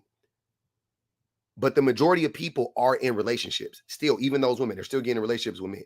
The majority, there's not enough educated men. There's not enough educated men to go around, right? So the majority of women are getting with men who are, at the very least, less educated than them, significantly, for the most part. If you only have a high school diploma versus a person who has a BA, you are significantly less educated than they are, significantly, because we already know our public school systems when it comes to the rigors of education in this country. It's not up to snuff, right? We know that college is significantly harder. So women are, your average woman is significantly more educated than the average man, and they do better in school than the average man does. I'm talking about even when they're both in high school or whatever. So there's a disconnect right off the bat. And if you don't think education matters in a relationship, I'm here to tell you, you would be wrong, because it matters a lot. So you got educated women in relationships with undereducated men. And you're telling me that women want you to have your stuff together? Since when? They're like, women are like, he don't cheat, he don't beat, he got a job, he bought me something for Valentine's Day. He ain't yelled at me that much. We only had 2 fights. We've been together for 6 months. We only had 2 fights. He ain't punched a hole in the wall like my ex did. He like, that'd be the shit women be doing. Because if they didn't do it, I promise y'all, if they didn't do that, we wouldn't have a chance. Most men would, the average man wouldn't stand a chance to sniff the twerk win of a woman if they didn't make exceptions for us, because they are also putting themselves in harm's way. If you look at the numbers too, when it comes to DV and femicide, right? So women are like opening themselves up to men who could potentially harm them, be violent towards them, be abusive towards them, all of these things. And y'all sitting here talking about, women are getting men that are ready to go. And also, like me and Unreal already discussed earlier, women are mentally they fully mature 10 years sooner than men do. They got 15 on that boy, Unreal. Go ahead, Kev. Yeah, I think we missing some pointers on here. So I can feel it. Like, maybe some of them do that, right?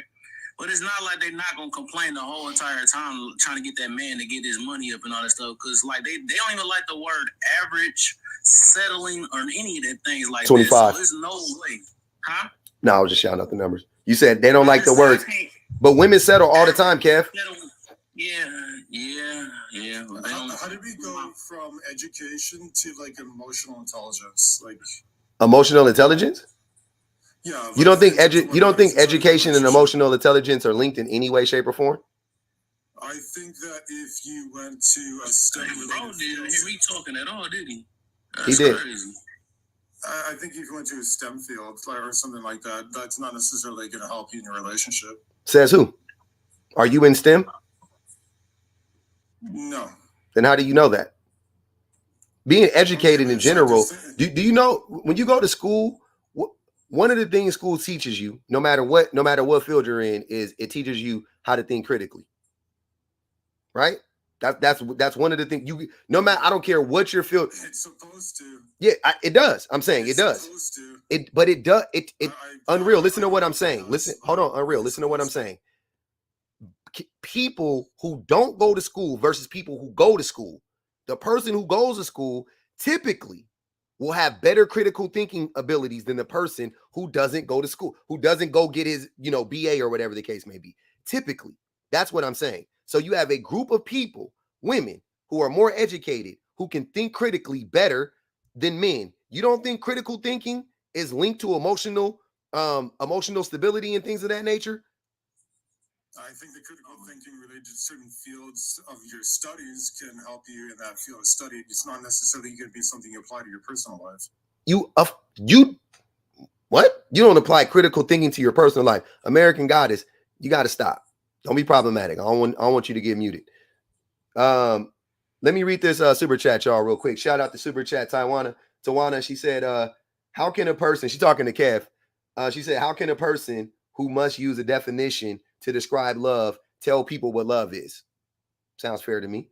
Appreciate the super chat. She also said, when have we ever met a king or a queen? That's to you, Kane. You people are not royalty. This is the delusional, destructive mentality that leads to narcissism. 100%. We are not kings and queens, Kane. I hate to be the bearer of bad news. Can I say something? You made an important point. I want to speak on it. I actually. But wait a minute, Edwin. Hold on. I got a couple people up here. Let Cad finish, and I got to get BPG in it, and we can get to you. Go ahead, brother. I got you. That's a funny thing. I don't know what she's what that thing y'all call 8 or something. She must have 8 or something. I don't know what the heck. So if she ain't hear the definition I said about love, then I guess she did hear it. She's saying that you had to use a textbook definition to tell people who. Never mind, you missed it. Shit went. Yeah, I forgot I'm an alien in this room. But I was about to say with the other part, like what I was getting to is that even though you saying that some of them do get with the average guy, 30, or the other stuff, or whatever, for the most part they are going to be complaining the whole entire time. So we can't act like it. And then we see how it goes when they break up. I was with an 8-ish man and all this other stuff. So yeah, okay. And even with that, like, how do we even call that unconditional love? I don't even get where. I don't get how you came up with this. I'm really trying to compute because sometimes I do be trying to build understanding. 33. But I don't get how you got that tied into each other that they can love unconditionally and they complain too much to even do all that. So you think women complain? We hear it on this app every day. That's why they're in your room right now. That's why they're in here now. Because but wait, you think wait, Kev. Please don't have me bring out that video that you made. You don't think that video that you made talking about women was you complaining? What do you think a complaint is? You literally, you just made the assertion that women are complaining when you made a whole video unsolicited. You were wrong at every single step in that video. I literally broke it down step by step, and you saying that women get on this app and complain every day. Are you serious? Yeah. That whole video, that's why I still don't even get how you get all that out of it anyways. It was a point I was getting to with that whole situation. Though, I know, Kev, I got your point. I broke it down. You already know. We don't got to revisit it. But I'm saying you, of all people, should never say you see every day women get on this app and complain when you are the biggest complainer. All you do is complain. Well, I do the same thing. What the heck? We both do the exact same thing. Don't you? I'm not complaining. Who am I? What are you talking about? Sir, what am I complaining about? We bring awareness to whatever the No. You complain. Women. Mine is complaining, but when you talk about men, it's not complaining. Because you be lying. You be wrong. It's a complaint. But you don't gotta be. I'm sorry. Let me take that back. You can complain and not be wrong, but you be wrong. So you be wrong. To you, man. I mean, to reality. You be. Laugh. What I'm saying is you often are statistically and historically incorrect. Like, not even my opinion. You talking about to me. History for my stuff. I talk about life was now. You go back to 1950 something where things started and stuff. Of course, you're gonna be correct on that. I'm talking about how this world is operating now. We see that's not what you. But that's not what you said, Kev. You said women have never. Those are the words you use. Women have never. There's never been a time where women took accountability for anything. We've been focusing on men's problems this whole time. Or we've been focusing on men's problems this whole time, and it ain't got us nowhere. Yeah, that's what you said. Yeah, I did say that. This whole time. So hold on, wait. So wait, when you say this whole time, what does this whole time mean to you? Only 2024? No, I was saying from the past 3-4 years. When then be specific. Came out, yeah, then hold on. Then be specific in your next video. Then the next time you want to say that, if you mean that, because I understand context clues fairly well. If you say what you said, the natural implication there is through all time, right? Historically, we have it men, women, whatever. So next time, if it's 3 years, say, you know what, in the last 3 years, we just been focusing on whatever, and that's fine. 38 on Unreal. Go ahead, BPG.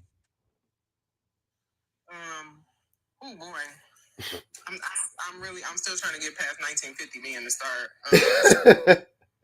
that was very interesting. But I think that most men absolutely do experience unconditional love. I don't think that they realize that it's unconditional love.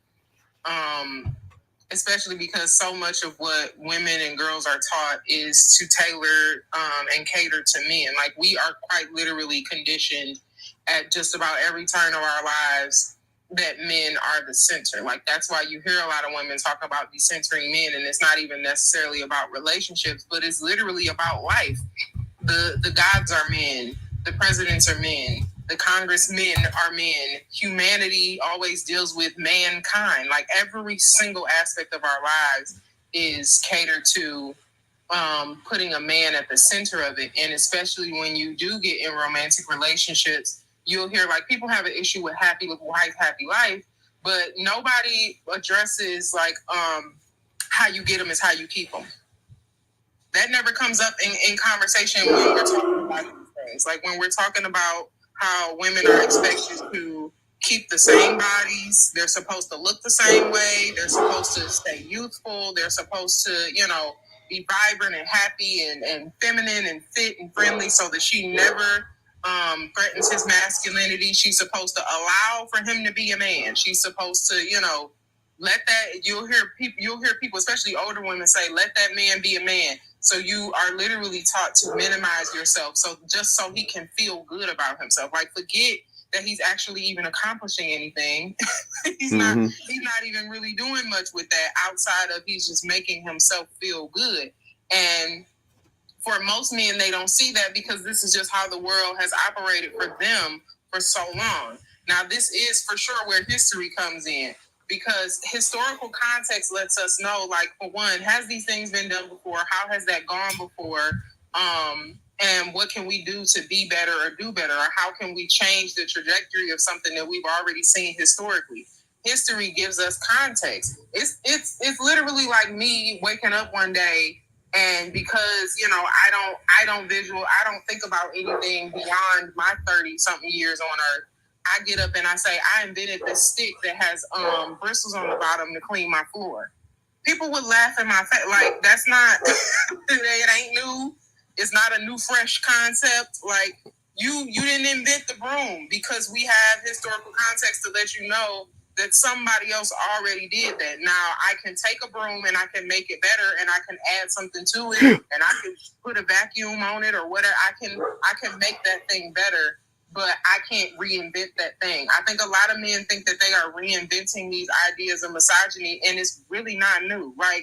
The misogynistic tactics, the ideas around marriage, the ideas around, this being natural because of our biological differences.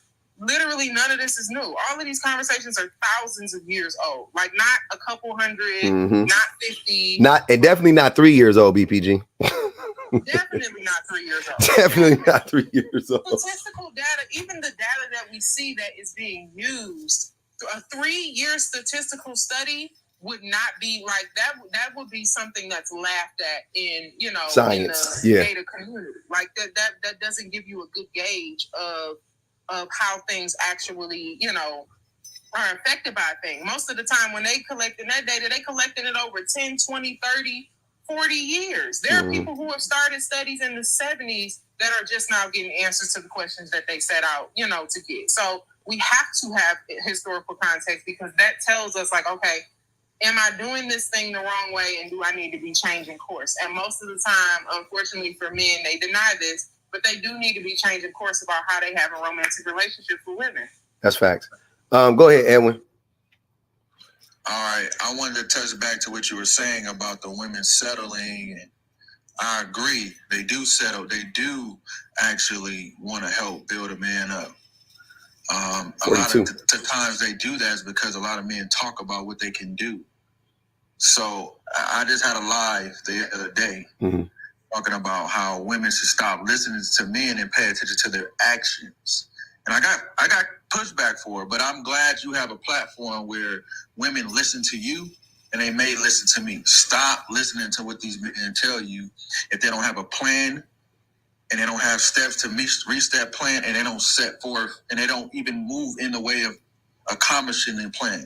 They always talk. If they talk too much, if you ask them a question, they always got to answer, versus having a game plan, steps to reach that goal, and then follow the steps that they do. Stop listening to them, because they can tell you anything. You guys like words. Women love to hear words.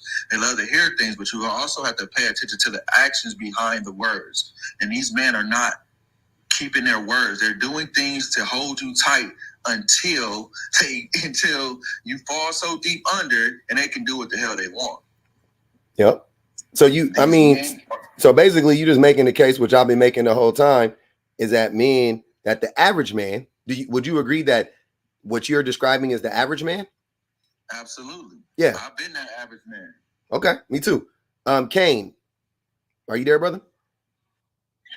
Yeah, I'm still here. Yeah. So Edwin is saying that that's the average man. Like, you talking about like the same type of men, like the manipulators and things of that nature. You don't think that that's the average man? You don't think the average man is trying to manipulate women, use women, things of that nature? Okay. I mean, the average man is trying to manipulate and use men. Is the average man is the man women picking? That's the one that's usually picked? Is that who we consider as the average man? The one that's usually picked out of all other men? No. Is that what we're saying? No. I'm just talking about the average man. Whether they're successful at it or not doesn't matter. I'm just saying the average man. I can't say that. No, I wouldn't agree with that. So you don't. Go ahead. Who came off of mute? Oh, Kev. Go ahead, Kev. That is one. That's one thing I actually agree with. Guess what? Nobody was in my live when I was holding them men accountable. That'd be funny, but I actually did say that too. I had a live about that. I said, men lying is the reason why a lot of women is going through what they're going through now and stuff. Because I would say, because I do believe that a lot of women do tell the truth from the beginning, right? Because a lot of women want to be, and of course, mine's a little twist to it. But I do believe a lot of them say how they are at the beginning. They say that, I got this issue and I got a problem. And then basically they want men to put up with them for the most part, but they're still telling the truth. So I think a lot of men, because the ones, they got to come up to the women and talk to them and stuff. And a lot of dudes don't want to miss out on getting the kitty cat. Most of them be lying. So they do lie. And that is one of the biggest problems. Some of them can't tell a woman that they sell them dreams. They sell, all that stuff. So I can actually agree that a lot of men do lie for the most part. So if the majority of the men are lying to women and manipulating them to sleep with them, that also would indicate that they have to maintain the lie during the relationship, because the lies don't stop once you get them. You got to keep lying, right? So men are lying within the relationship. Did you guys know that lying to a woman is or lying to somebody to that, like what we're talking about here? You guys do know that is considered abuse, right? No. Yeah, it is. That mean makeup is abuse then. What the heck? Are you? Oh, wait. I'm sorry, Kane. I'm gonna let you go. What did you say, Kev? I said that mean makeup is abuse then. You said that's lying. Do you think you're funny? Or I'm not even joking. Did you think was that a joke, or were you serious? It's not. It's really not. It's not. Okay, all right, I guess. Do you not know what a lie? Do you not know the difference between a lie? Yeah, but the thing is, the thing that Kev doesn't understand and men like him don't understand is, a woman puts on makeup, she has on makeup. How is it a lie? for real tell you shit. But Kev, hold on. Do you know what a lie is? Like deception. Okay. If I know you have on makeup, then you're not deceiving me. I know you have on makeup. Now, what you look like underneath, it's not a deception. I just don't know what you look like. But I know you have on makeup. So I can assume. That would mean women that wear clothes is a lie. Yeah, like everything, body shape is a lie. Bathing suits are lies. When women pull they workout pants all the way up to their nipples, that's a lie. All that's a lie to you.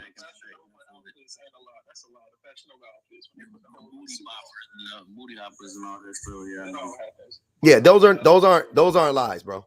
Just so y'all know. Yeah. I see it is. So wait, hold on, but because I just wanted to stop for a second because I thought that was ridiculous what you said. So back to the point. So lying is abusive. Most men lie. Most men are abusers. Most men are toxic. Do you see how I got to that conclusion now, King? Can you please explain why lying? Hold on, Kev. I just asked Kane a question. Go ahead, Kane. No, I don't see how that makes all men or most men liars. But that doesn't make most men. What's going on? I didn't say. Like I said, no, because we touched on this already that there is a demographic, there is a group of people that don't have the chance to get that stage to present themselves to women or have that chance to take a woman home, etc. Or even catch a woman's eye. There's a group of men that have that. You're right, Kane. Kane, hold on, wait. I'm gonna use Kane. I'm gonna use Kane's example so we can make this. Okay. So you are telling me that there is a large demographic of men. We already know it's 18 to 24. The majority of 18 to 24-year-olds don't have access to women. They're striking out crazy, right? Okay. So, you mean to tell me that it's just going 18 to 24, they're just striking out the majority of them. But then after that, all the other men, they just honest and they telling the truth and they got access to women. Or could it be that that if there are men that are on the bottom and they're struggling and there's levels to it. And then there are men who are in the middle who are like, could maybe have access to women, but all the stars got to align and so on and so forth. And if you know that as a man and you know your chances are slim, you will lie to enhance your chances, right? And that's what most men do. They end up lying to enhance their chances because they are one step away from being the men who have no access to women. So they go, we've all done it. I know, Edwin. These dudes be acting like we ain't men and we don't understand how much men be lying, but whatever. So, and me and I'll actually include Edwin. I don't think Edwin or me I've never had to lie to have access to women, right? I may have had to lie to get access to a specific woman, but I've never had to, but I did. Yeah. I'm saying, but I'm saying to women, as a group. Like I've never, like I could tell the guy's honest truth to a woman, and I would still have access to women, right? But I lied to either maintain a relationship with the woman that I was already in, or to get a woman. Like I've never had to lie to get women in general, though. You know what I'm saying? I was just being greedy. If anything, I didn't even need that shit. I already had a girl, right? But I would lie. I would tell other, I don't got a girlfriend. No, I'm single. Da. You know what I'm saying? So, hey Wayne, you want to get blocked or you want to come up? What you want to do, brother? Can I ask you before the next person go? Go ahead. I know almost a lot of people lie to save people's feelings because it can't be abused all the time. Feel alive, big dog. What do you mean? Give me. People wait and saying that they're not chunky for real. Some people lie and say that they actually look good. I mean, so many lies that people do. A lot of people do that. The reason why people lie because they don't know how to properly communicate and they're in fear of something. That's why people lie. Yeah, people lie. People lie to Who don't lie? That's what I'm asking. A lot of people don't lie. My wife doesn't lie. Lie. That's a lie. That's a lie that you said you don't lie. I think everybody do that. Wait. See, it's so funny how y'all will sit up here and say I'm projecting. when I'm just telling the truth. I'm just speaking for the majority. This fool said everybody lies because you lie. You see how different that is? I don't think everybody lies, because not everybody has a reason to lie, Kev. That's what I'm saying. Some people don't live their lives in that way. Now, you just admitted that you are a liar. That's okay. That's fine. I'm a human being. No. Wait, you're a liar though. Everybody else got that God complex. I take that though, but I'm not gonna lie. That's not a God. That's not a God complex, sir. That's not a God complex, Kev. I would say a lot of people don't lie, but a lot of people do lie. Most people lie, right? I think most people lie. Or wait. I think most people. Or a great majority of people. I think most people have lied, right? I think the vast majority of people have lied. I think that the majority of people do lie, but I do think a lot of people don't lie. Believe it or not, I do think that a lot of people don't lie. Because we don't have nothing to fear about something like a rejection or somebody losing you. I mean, you losing somebody. People lie out of fear, and people lie to gain advantage. People, so if you don't need to do that, which I've done. I think Kev. Okay, Kev is talking about stuff like your baby brings you a macaroni necklace, and you go, "It's the most beautiful necklace I've ever had." When it wasn't. Okay, cool. Lie? Is that what they call a white lie? That's what they would call a white lie. Okay, cool. You want to call that? You want to say, okay, cool, whatever. I'm saying most people are not running around here lying to gain an advantage over other people or to manipulate a person for some nefarious reason. Let me be more specific. I get you on that then. Okay, I get you on. If you say it that way, I don't think a lot of people do that then. Yeah, I wasn't even thinking like about fucking you telling your kid that, oh, when they go upstairs and they go dress themselves and they got on mismatched socks and fucking got their shirt on backwards, and you go, good job, because it's their first time getting dressed, that you a liar. Like, I'm not. If you do, then cool. That ain't what I ain't thinking about shit like that. I'm thinking about men saying. I would say this to you, Laugh. The things that you're doing with the little minute things, that's how conversations go left. Like, I'm pretty sure you've had conversations with, let's say, women that you don't agree with, and they bring up the smallest percentage of something. It's like, come on, bro. So if you're doing that, you're adding to that type of behavior because you know what we're talking about. Goddamn well what we're talking about. When it comes to us, we lie to do things. We don't have to, but we do it anyway to get it quicker. No, there's a difference between manipulation and lying. I was speaking on lying. So we ain't nobody saying nothing about manipulation, did they? Lying can be manipulation. When do you not lie to? Hold on, wait. Lying falls underneath manipulation.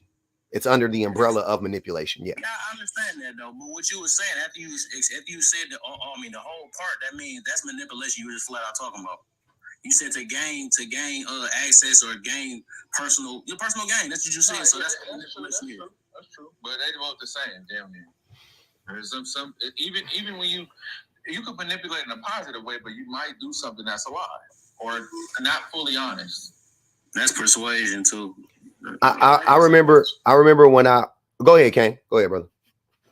Okay, so early on in the conversation, you were talking about the educational differences between women and men, correct? Yes, sir. So we're not going to act like women didn't have an option to choose the smarter guy or the nerd. They didn't choose him because he didn't have the looks or the things that they wanted.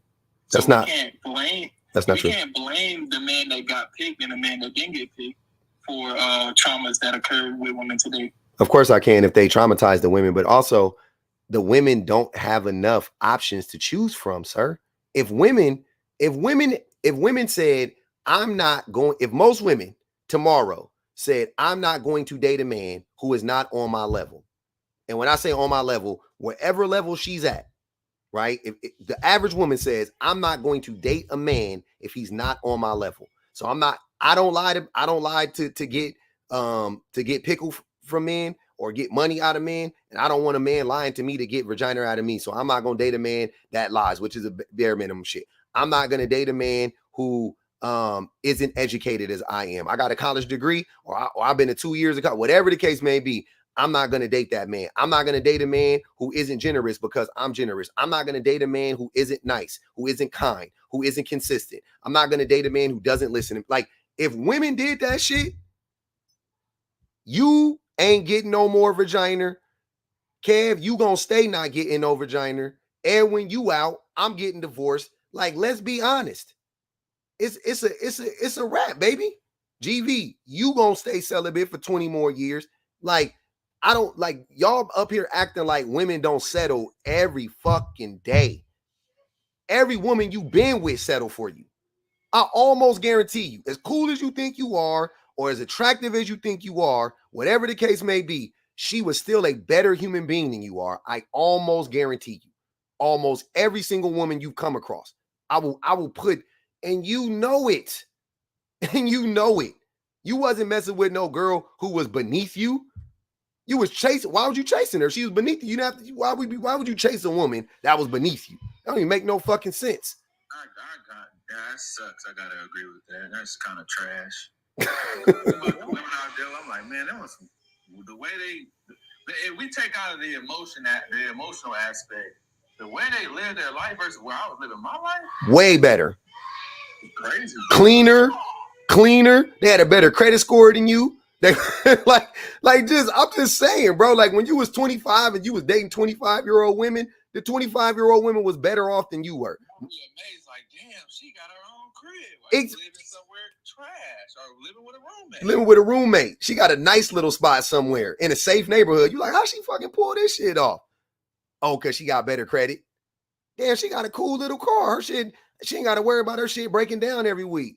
Because she got decent, like, she saved up enough money to get a down payment. Like, that's what, that be the shit women bring into the relationship. They bring that same energy into the relationships with us. And that's a way that we level up when we get women. That's a thing that enables men to level up, is that shit that they have without us, that independency that they have without us. They bring it into the relationship and try to give us some of that shit. And some of it rubs off on us if we're receptive most of the time. And that's why I told men to stop complaining and start building yourself up to attract certain type of women, because women are helpmates. They will support whatever you got going on if you believe in yourself and they believe in you.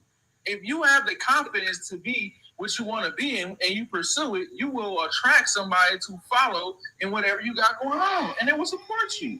But we be using our stupid mouths and tricking these women, and then we're not meeting their expectation. They leave us, and now, oh, she didn't hold me down. What? Y'all know that? Y'all. I mean, how she getting tricked if you saying she's so educated in life? That's a dumb question, sir. Because if you understand the nature of women, they like words. That's why they talk a lot. They always say, what is this? Hold on, wait. Time out. Hold on, Edwin. That's actually, women talk less than men.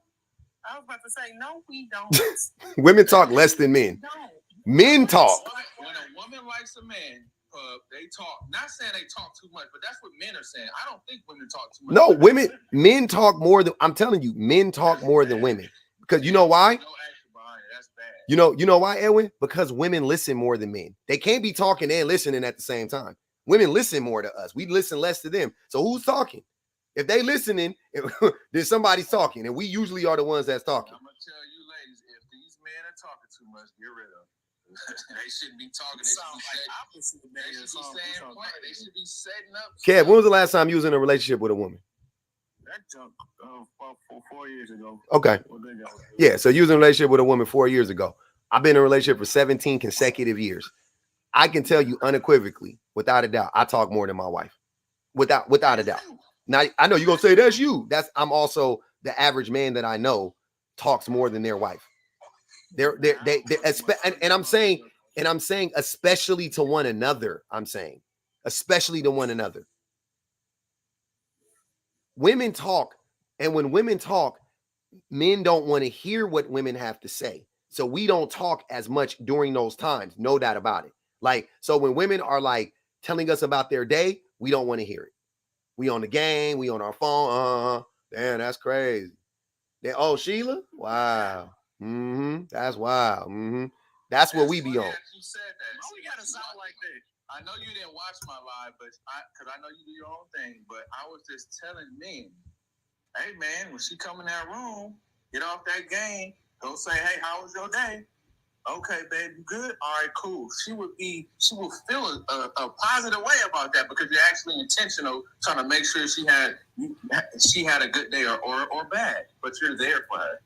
Get off that game for about 3 minutes, man. Don't take that much. That's all you need to give her at that point in time. But she's gonna come back later, or you go back later. It's a balance to be a man, bro. It's a lot to do. But when men get off that game and we start talking, we be talking and we be dumping. We be dumping that trauma on them. We just be yapping.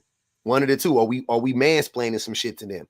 That's how our conversation. We talk at women a lot. We don't really talk to women that much. We talk at women all the time, though. Constantly. Right down on our ass. What they call it? They black out on you. They be sitting there. No, Edwin. They be listening. They be absorbed. They be sitting there. I'm not saying they be appreciating it. They just be like, this motherfucker. But they be listening, though. They be clocking that shit. They got it. They be there, but they not there. They be like, all right, he didn't say it too much. I'm overstimulated at this point. What we about to do? Nah, that's men. That's what I'm saying. Women be listening, bro. They be clock, bro. I promise y'all, women be clocking your shit. So y'all don't even be knowing, man. That's the thing. When I got, that's not being the average man or something though, because I don't see how men is talking that much. That's like some. I'm not trying to, but that's. I'm trying to watch my words in here for you. But nah, I don't think average guys do that though. I don't think average men talk more than average women. I think it's so average. I think that men do it so often and it's so average that I've been on this panel with 5 men. Shan's up here now, thank God. But I've been on this panel with 5 men for 15 minutes, and y'all have literally just been back and forth talking to each other. Right, and the craziest part of it all is, and this is not just this platform. Like, this is not just this one space. Mm-hmm. If you see me in any space, that's how that goes. Like, and you would have to show me like some amazing, beautiful being footage to prove otherwise. Men will talk and talk and talk, and I dare to say that that's the reason why men think that they think that they're playing a game with a woman. Not. She's listening enough to get her game plan together because men talk so much that they will talk themselves into the lie that they're trying to talk themselves out of. If you let men talk, they will literally tell you every single thing that you need to know, and they don't even they will talk so long that they'll tell you about a woman that they sleeping with by accident, and it'll start off with something very unsuspicious, talking about how at work such space did this and she did that, and you won't even think anything of it. And you go, oh wow, babe, that's really nice of her to do that. And he'll keep talking. Instead of stopping there, he will continue talking. And by the time he gets to paragraph 6, you remember that she done brought him lunch, and then he said that she also did this thing for him last week, and he had to go to the doctor, so she ended up dropping him off.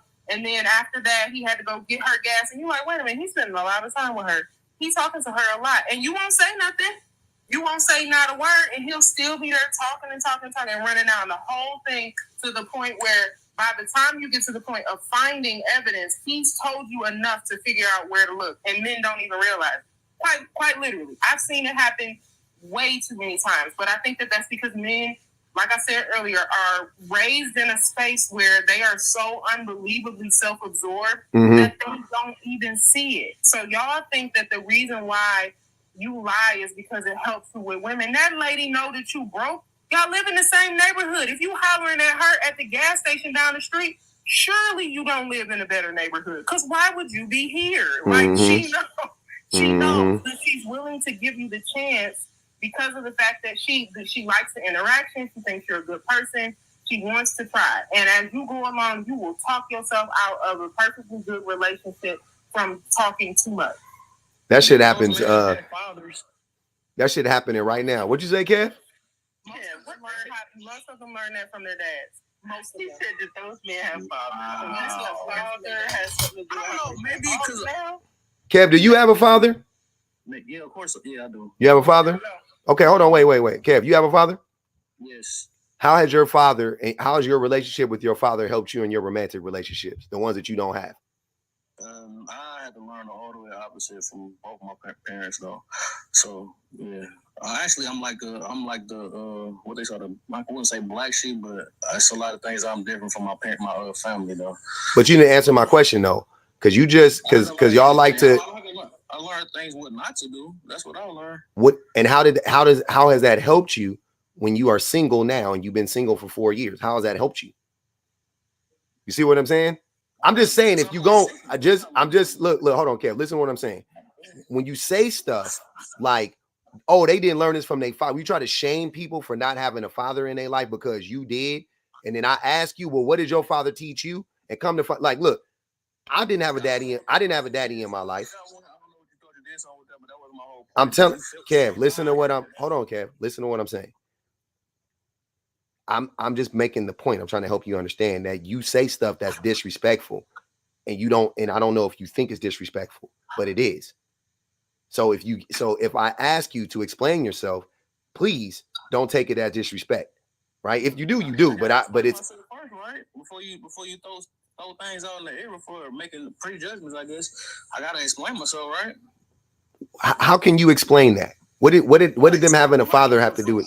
Because we must live in two different worlds, and I have fathers, uncles, and all that stuff, and they don't talk like that. Like literally, it be most of the women. That's why I said it'd be more like I would say it's a feminine thing. I think women more expressive than men. That's just what it is. It's always been like that. I can't see men sitting there talking about how bad work was every day and all this other stuff to that girl while the woman just sitting there listening. I just don't see that. But Kev, though, and that's what I be saying about people. This is why I don't listen to people talk about what they see, because you don't know what them men be doing when they be in the house. When they be, you ever heard of the term pillow talking? You be in a room with them. You be in their bedrooms with them. What I'm saying, the way you coming off like you've been in the bedrooms with them too. I share a bedroom with a woman. You don't. That's what I'm trying to tell you. I wake up every day. I can tell you when you look. BPG is married. BPG, when do you and your husband do a lot? And I'm not when. I'm gonna ask you a question. You let me know. Do you and your husband? Okay, you married? Yeah. Okay. Let me ask both of y'all then. BPG, when you talk to your husband, is a time when you talk to your husband, like a common time, like right before y'all go to bed? Yeah, for sure. Like that's like because that's everybody sleeping. Okay. Is another common time when you talk to your husband when y'all wake up in the morning? For sure. Okay. We for sure go over the day first, what he has planned, how he feels about those things that he has planned, and when he comes home immediately, the first thing he starts telling me about all the things that happened that day, how he felt about it, who did what, immediately. Yeah. Kev, how many bedrooms have you been in with a couple where you observed their conversations when they first went to sleep and when they first woke up? Because that's when people do like, I don't know if you noticed, that's when, man, if I had to put a number on it, I would say the majority of the talking be happening at night and in the morning. Because in the middle of the day, you moving and you shaking, baby. The kids is around, everybody around, you know what I'm saying?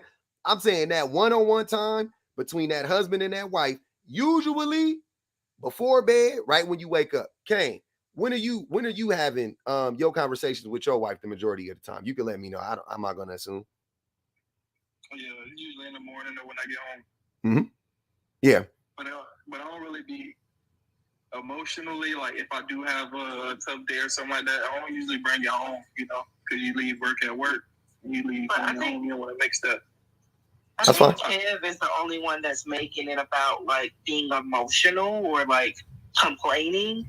I think the original premise was that men talk more than women in general. Like men talk a lot. And Kev is making it a complaining thing. Like just because you're talking doesn't mean you're complaining or talking about how bad your day was. But y'all do be yapping about anything and everything all the goddamn time. So yapping and complaining at the same time? No. That's a tough one. I don't know.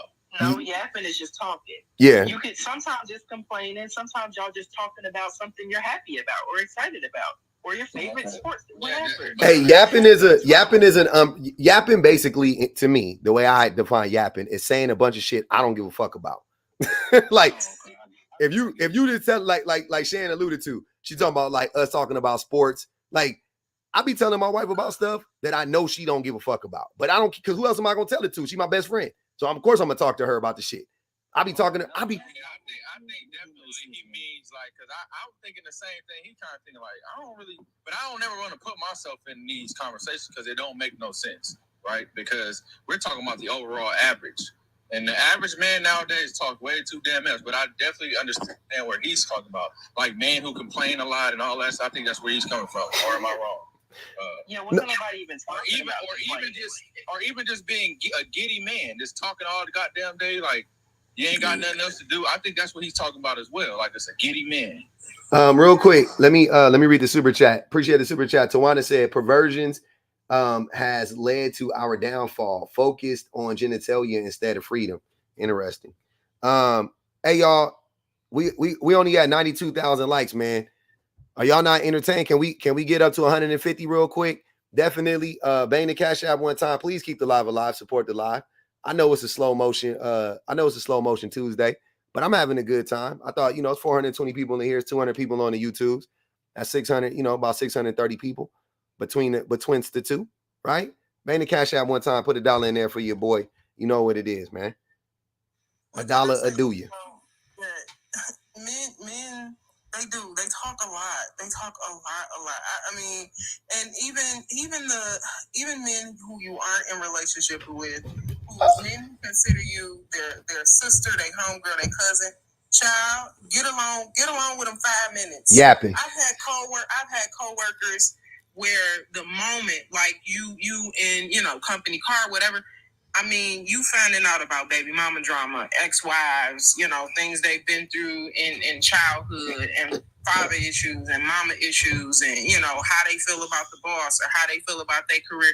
They will tell you every single detail of their lives, like whether they find you romantically interesting or not. And especially if when they find you romantically interested, when they find themselves romantically interested with you, it gets worse because they will play up the issues that they have to sort of appeal to your better nature in order to get access to you.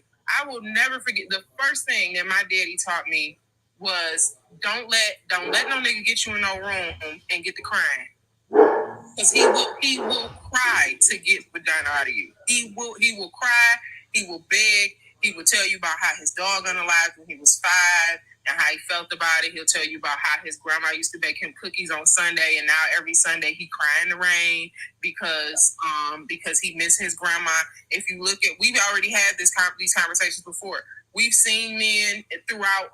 Look at R&B music. You've seen men left and right crying, sliding in the desert. They sliding in the rain. They in the car driving around crying. Always consistently talking about the things that they've gone through in order to convey to a woman's emotional, our emotional capacity to have access to us. So it's really not some men. It's most men. Now, whether or not you can see it in yourself or not is a whole other thing. But most men, for sure, if you alone with them more than 5 minutes, they telling you every little detail. Yeah, I thought I was the only man that did that before. I thought so low of myself, trying to bring up a trauma. I was so low in my life that I even made up stuff that happened before, but I'll act like it happened recently to have a woman care for me, to show me some type of love. I thought I was the only one that had done something like that. You telling me that people on average are doing that? But you know what? I will say this. This is the last part I'll say, and then I think Sharon wanted to say something. I think that the weirdest part about it is that you can appeal to women by being honest. I think that men think that the gotcha is like, hey, if I lie to this lady or I play this situation up, then that'll get me in the door. If you're honest with her and you're consistently honest with her and you have a habit of being honest, that lady will be the Bonnie to your Clyde. It ain't nothing. If you know that a man is honest and he is consistently honest with just about everything that he does, there's nobody that's going to be able to tell her otherwise. Even if a woman comes to her with a doggone Photoshop picture of you and the man and of her and the man in the bed, I promise you, if you're an honest man consistently, immediately it'll get clocked. Immediately she'll be like, no, that's not even his style. He don't do that. He don't wear them kind of socks. That's not how he is. She will defend that to literally to her last breath if you're honest with her. But a lot of men don't like the idea of being consistently honest because they are, like you said earlier, they are terrified of the idea of not having access. Absolutely. And when I was doing it, I didn't have wasn't trying to like trick them to where I wanted to get some type of advantage, which in a sense it was. I was just a person who didn't love his damn self. I just wanted somebody to love me like I was a little boy. But it still was wrong to try to lie about something so crazy to get some type of emotional response that will cater to how I was feeling in that moment. Go ahead. All right, go ahead, Mr. Fact.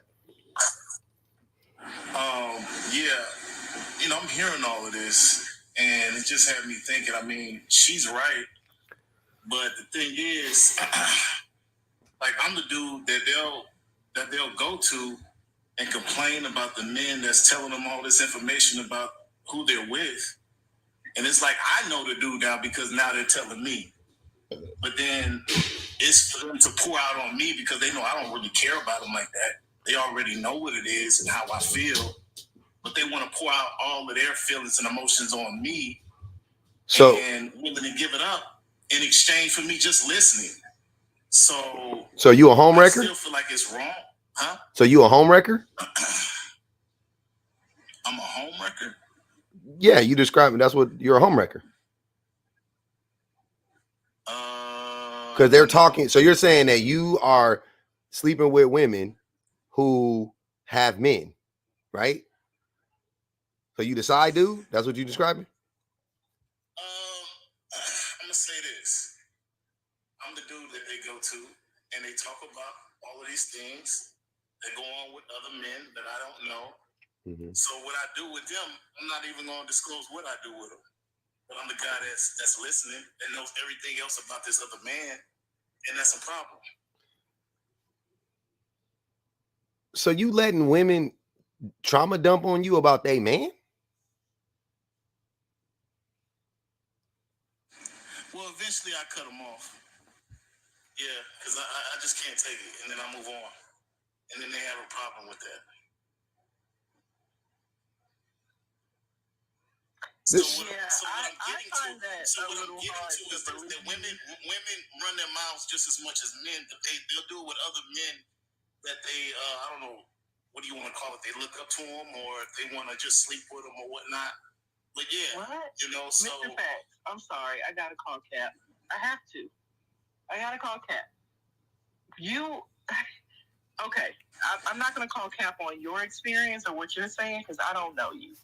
But I highly doubt that most women are using her side dude or going to some dude that she's just sleeping with to trauma dump and talk about her man. Or have a side dude to begin with. Exactly, or even has a side dude. I was going to say, most of the time, if a woman even has a side dude, it's just somebody that, she's just trying to get her rocks off with. She don't care about you. She's not talking to you about it. She has her girlfriends for that. So you mean to tell me she's bypassing all of her female friendships who she can really have an emotionally deep conversation about what's going on with her relationship to talk to the dude she's screwing about it? Well, yeah, because she, they want to leave. They want to leave the relationship they're with, that they're in with, to get with me. So I don't know if they're trying to build some kind of emotional connection because I'm a real dude at the end of the day. And they know I'm going to give it to them, I'm not going to lie to them. I'm just going to keep it real and honest. Like, I'm not trying to be in a relationship with you. I'm going to let you know if you're doing something wrong because I really don't care, And so because of that, it makes them want to open up even more because I'm going to give them the truth. Because I'm not trying to get in their drawers. That's the thing. They're trying to get in. They're trying to come over my house. They're trying to force me to do certain things, you know what I'm saying, that I'm really not used to doing, that I'm actually not even comfortable with. And then I have to move forward if I feel like it's going too far, especially if she's married. And this is multiple women that's doing this with you. This is a lot of women that I deal with. This is common for me. Okay. Choose better. Choose. Common for me. Choose better. But that's all I had to say. But that's all I say for they sit up here and cut me loose. We're not gonna cut you loose. I'm gonna say something that I think a lot of men are shocked by. There are women who want weenus out of men, and those women know how to get it. Just like men think that they are the only people on this planet who have the ability to just say things and, you know, they trick women. And I've listened to many a man come into panels and talk about how, you know, this lady came to my house and she was telling me about this dude and crying all on my shoulder. And, you know, man, yeah, I ended up sleeping with her and it, you know, it was cool. She left, but I told her what time it is. I knew what time. Sir, that lady knew what she was coming over there for in the first place. She has your number saved as subpar eater. She knew. She knew. She told her homegirl she was on the way. She sent them their location. She said, girl, I'm trying to scratch an itch. And that's why. And I think that if more men understood that, they wouldn't end up in the predicaments that they in. Like when you talk about women choosing better, like there are women who for sure will be in relationships with men who they know ain't worth a doggone or whatever because he know what he doing, you know, at times. Those people exist. I think that we wouldn't be adults to be able to understand that. But I think that men are so engulfed in believing, like he just said, she comes to me because they know I'm gonna keep it real and they know this and they know that, and then I just cut him off. He ain't not once said that nobody was looking for him or chasing him. She knew that he was 7 on the list. She has him rated. She has told her homegirls in the chat, girl, I don't like him that much and he ain't that cute, but hey, it's been a while and I need something done. So I'm gonna go ahead and call him because at least, you know, I know where he lives and he not gonna unalive me. Like that's what that is. And I think that men's ego won't allow for them to believe that, so they tell themselves that they have somehow manipulated a woman or they've been something to her that they were not. And it eases them, like it eases their conscience. Let me read these super chats real quick. Osa put 5 on Mr. Facts head. He dropped Osa. You ain't got to worry about it. He gone. Tawana, appreciate the super chat. She said he takes advantage of women when they are weak. He's the shoulder to cry on and the white and the swipe to lean on. Old game, LOL. Sounds like it. Sounds like he get them when they low. He buying low. Talking about he the man that they want to be with. Like none of that was anything to brag on. It's amazing. It's amazing the things men will brag on. And I say it every day how men lie on they wang dangs every day. Shit is crazy. The amount of lying on your wang dang on this app is it should be studied. The amount of lying on this app actually it should be studied. But definitely the lying on the wang dang specifically is wild as hell. It just the whole story didn't make sense. The whole story, none of it made sense. Oh, yeah, I'm meeting all of these women, and this man at best, he met one woman that wanted to, you know, that was willing to be with him, even though she had a man. He met one like that, and now he acting like every single girl in the world is like this. Like, bro, get the fuck. Oh my God. Do men like to talk? Let's read this poll. Do men like to talk? 24 votes about everything. 95.83%. No, not at all. 4.7%. That looks like a man. Yep, that was a man that said that. That's crazy. Go ahead, GV. GV been up here this whole time. He must be driving. He ain't said nothing. Go ahead, GV.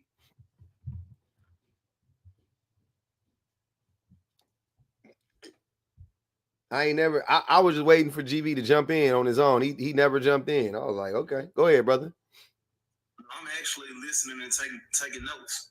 Oh, you ain't even got no background noise today, bro? You better talk. I was afraid to let you talk because I thought you were driving still. Go ahead, brother.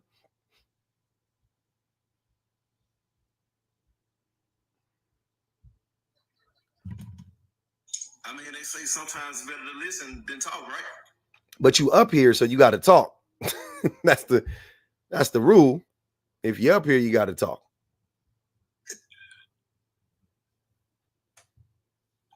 I just feel like a lot of women actions are not matching their words. Okay. Elaborate. Because they always talk about how men need to do better, but then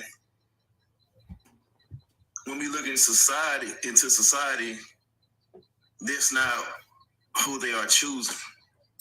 You keep saying that, but yet there's no proof of that. I mean,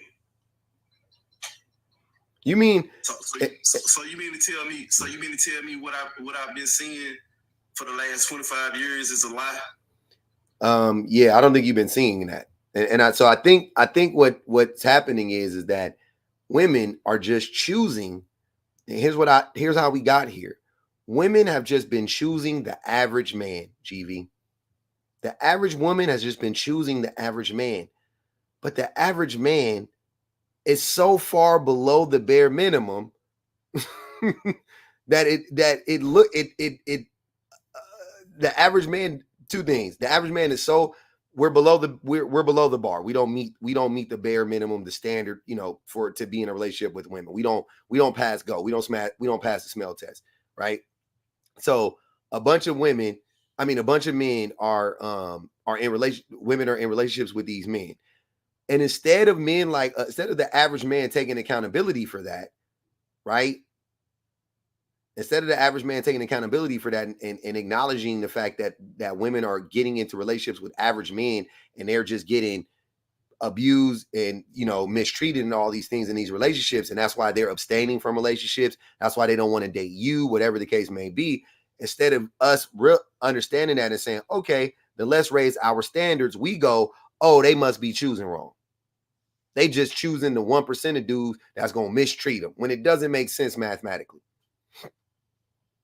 It doesn't add up. That's what I was about to speak on, because I think that they don't think that they are the average man. Like, they can understand fully the things that they've done in prior relationships. Like, they know they've hurt women. They know they've lied to women. They know they've manipulated women. Like, everyone was just up here saying he's literally cried and made up some trauma or acting like it was recent just to sleep with a woman. Like, but they don't see that as, like, the thing that's damaging women. They only think about these extreme cases of, like, men who beat women up, or men who, like the thugs, the drug dealers. Mm-hmm. They only think of those men as the reason women have this disposition towards them. They don't think of themselves as, like, imagine dealing with 6 Edwins who did that to you, or GVs who did that to you, or whatever. Like, dealing with 6 to 7 men that show up in the same way, that just won't grow, that just doesn't want to be a better person, that lies for no reason, that's manipulative, that can't, just all these just issues. Dealing with that time after time after time, you could have never been physically abused. You could have never been cheated on. Mm-hmm. But that alone will start to make you think, damn, is there really something wrong with all of them? Mm-hmm. Because I've been in 6 relationships, and all 6 of them was below the bare minimum. The bar was in hell for all 6 of them. What are the odds that number 7 is going to be some amazing knight in shining armor? Mm-hmm.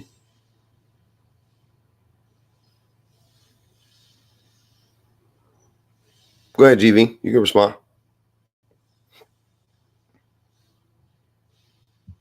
I tell you what, Pub, I'm already out of the race. I focus on money, so I ain't got to worry about me. GV, I'm starting to believe you AI. Ain't no way. He is like if Roblox created a character based on Jay-Z's Big Pimpin' video. That's he is like. GV, you gotta give us something other than that. You come up on this panel all the time, and you just repeat those same, like, 3 talking points over and over. It's anything else in your brain. Trying to be funny. You know what it reminds me of? Y'all remember we used to play video games, and then you, like, go inside, like, you play Zelda, and then you go inside the little store, and then it'll read the little, hey, welcome to my shop. The potion is in the back. Have happy hunting or whatever, right? And you'll leave, and you come back in the shop, and it'll say the exact like, that's how GV is set up. He just, every single time, it's gonna say the same shit. It's gonna say the same shit. He gonna say the same shit. It's crazy, bro. You got to get out of that, fam.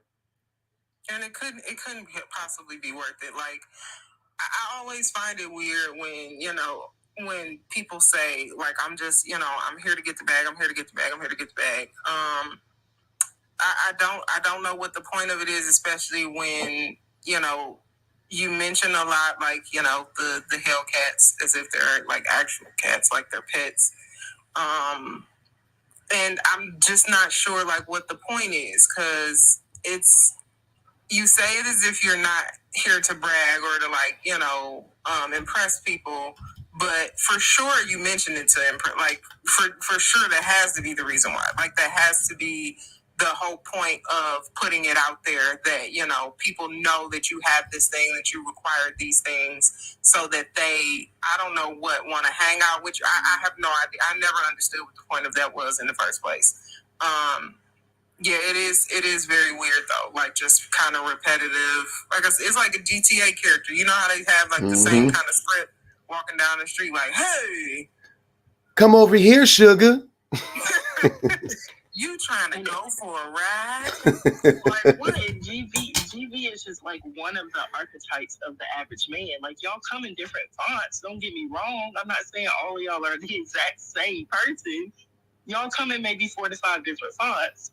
But at the end of the fucking day, it all falls under the same, like, you got bold, Italica, and you got the I'm about to say. It ain't even different fonts. It's like Times New Roman, Times New Roman Italic, Times New Roman Bold, Times New Roman Bold Italic.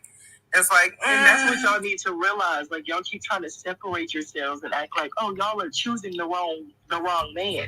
9 times out of 10, if she chooses, she's choosing a very similar person. Yeah. She might be slightly better in certain ways or in certain areas, but we choosing the same person over and over because y'all are the same person. Them niggas, y'all like a classic car. Like men, I don't say y'all. We like the whatever class, like a mid sub compact, whatever the fuck.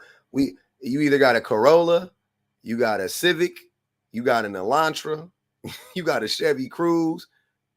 Yeah, I mean, you like the Civic more? It got this feature and that feature standard. They all do their little stuff.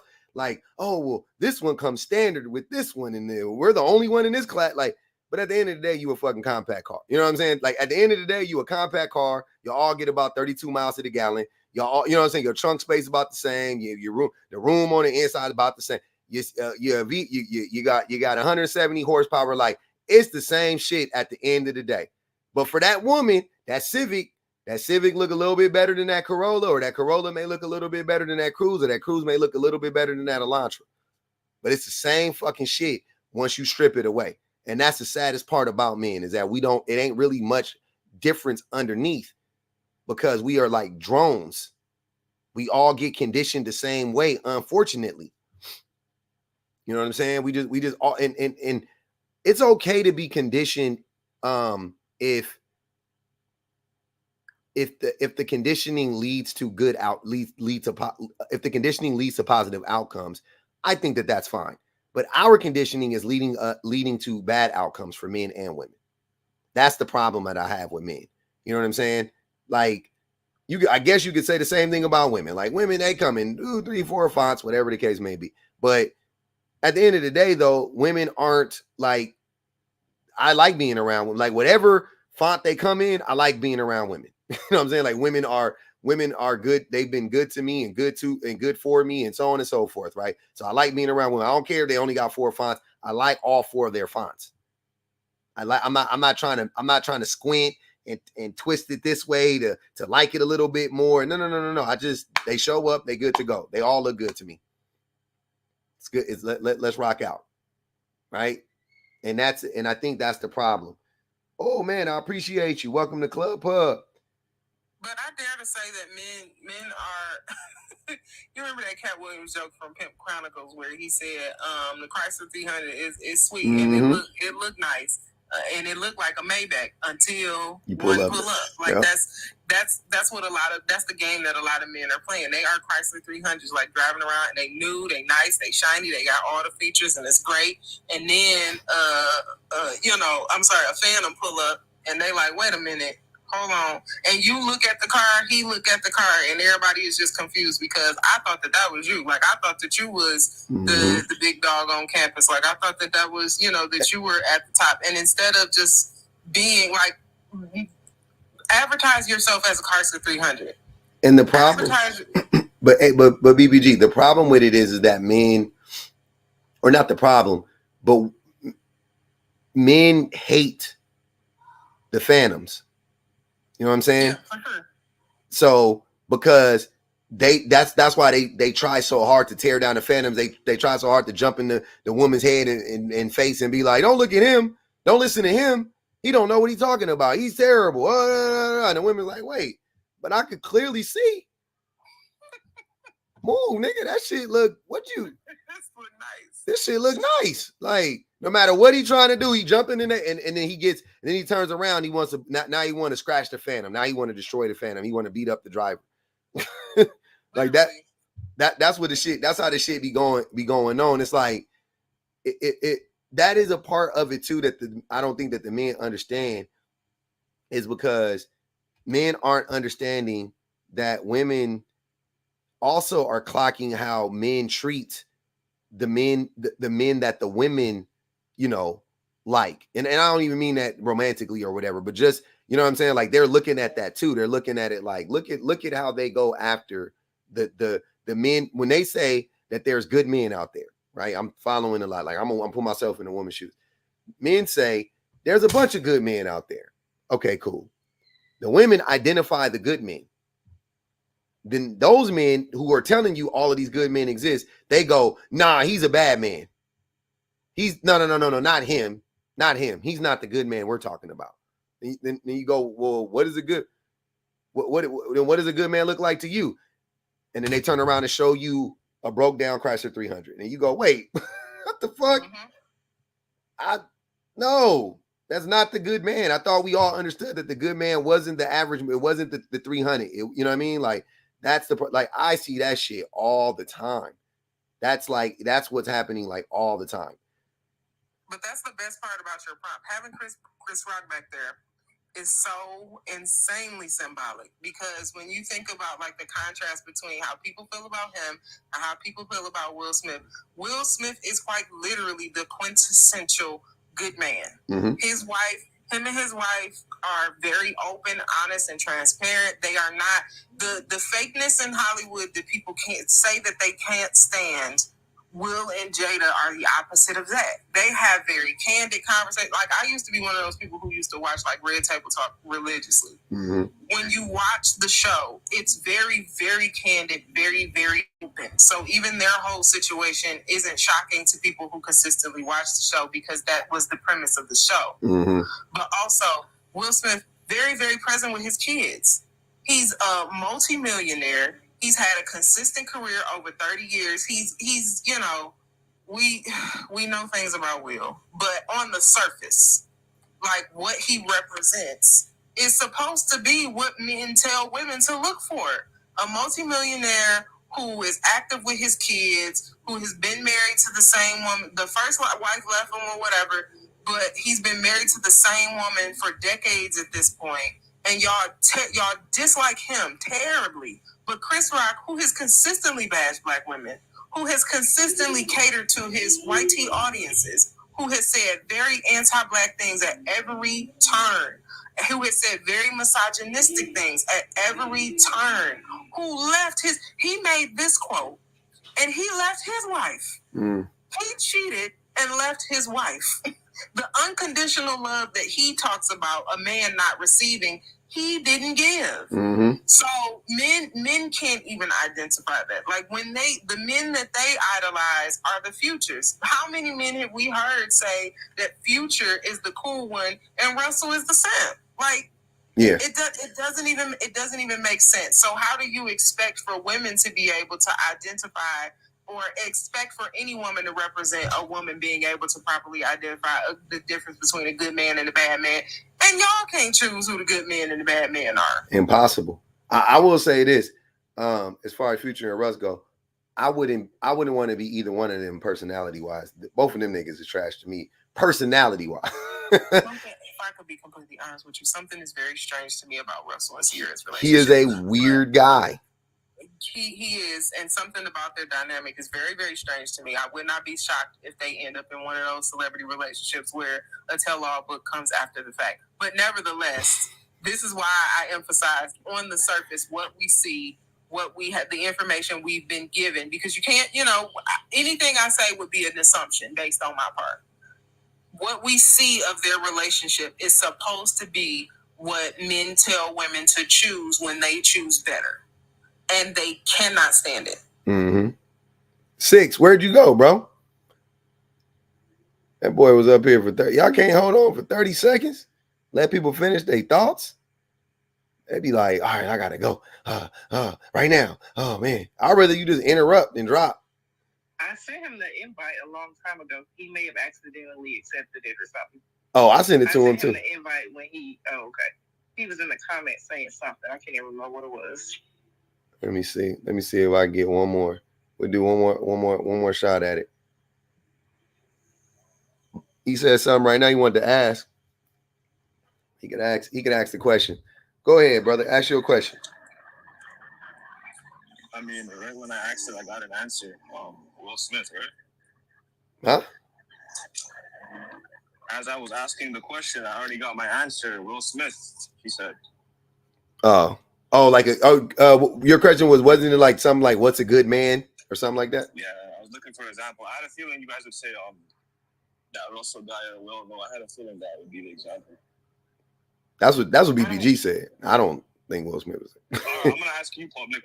Did she say that was her example of a good man? I don't think. I think she said that she was saying like the collective thinks that. I don't think she was even saying that for herself. But yeah, I don't think Will Smith is a good. I definitely wasn't. I was saying that based on like what we see, based off of what we because you don't know what's going on in nobody's house, but based on what the perception is, that is supposed to be the quintessential good men, and men don't like them.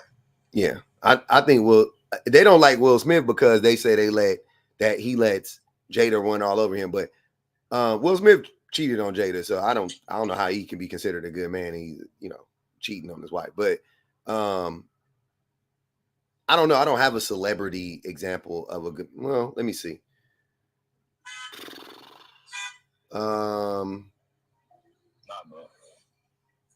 Damn, man.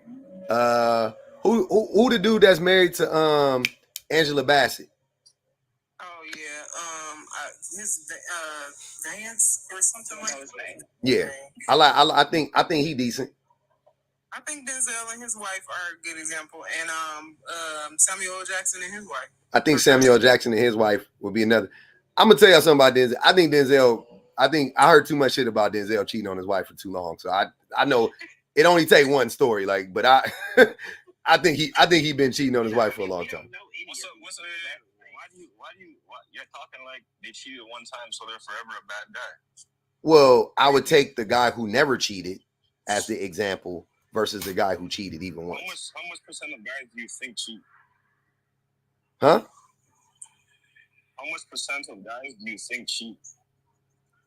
30% guys cheat. I don't know. LeBron and Savannah. I do like LeBron, definitely. Yeah, I seen that. That was a good example. Yeah, I think about 30% of dudes cheat. Yeah. You're saying 30%. I think it's closer to 80. And physically, wait. Hold on, wait. And what? Let me rephrase that. Are emotional cheat? Like you just saying cheating in general? Because then maybe the number is higher. I don't know. Some people in the comments are saying 90. Like I'm seeing 90, 99. I don't think 90% of men cheat. Bro, I'm gonna be honest with you. Every single man I know has cheated. That's trash. Choose better. It's not trash. It's not. I mean, it's trash. You're right. It is trash, but that's the facts. You need to go make sure your friends get tested. Yeah, I know. That is absolute trash. It's a real though. Take a little field trip down to public. Mm-hmm. Public.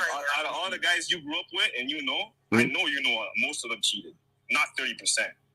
Yeah, but I mean, I don't judge stuff based on my personal experiences like that. So I don't project even if that's what I've seen. I don't project that onto everybody else. So where do you get this 30% from? Studies. Studies are cap. Essentially. Yeah, I mean, even if you wanted to go higher, say 40% of dudes cheated. Fuck it, I'm going 80. I'll go higher. 50% of dudes cheated. Cool. I don't think it's 30 to 80%. I don't think that number is. I don't think it's that high. Yeah, I don't think most men cheat or have cheated. Believe it or not. But see, I find that interesting that you feel that way because I've heard you basically push back against the fact that like women are like choosing the wrong men, or women are making bad choices, or women are going after whatever. But then you say 80% of all men cheat, and every man you know cheats. So are we choosing wrong, or is it just inevitable? I think everybody makes mistakes. Oh, okay. Now everybody makes mistakes. Look at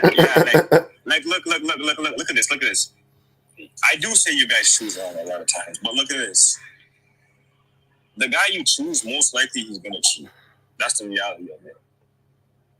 So then it doesn't matter who I choose, then, right? How can I choose wrong? Wait. The right guy is gonna learn from that mistake and do right moving forward. The wrong guy is gonna continue doing what he's doing. So the guy that moves forward is the right guy. How many times they cheat? No. It's whether they learn from their actions.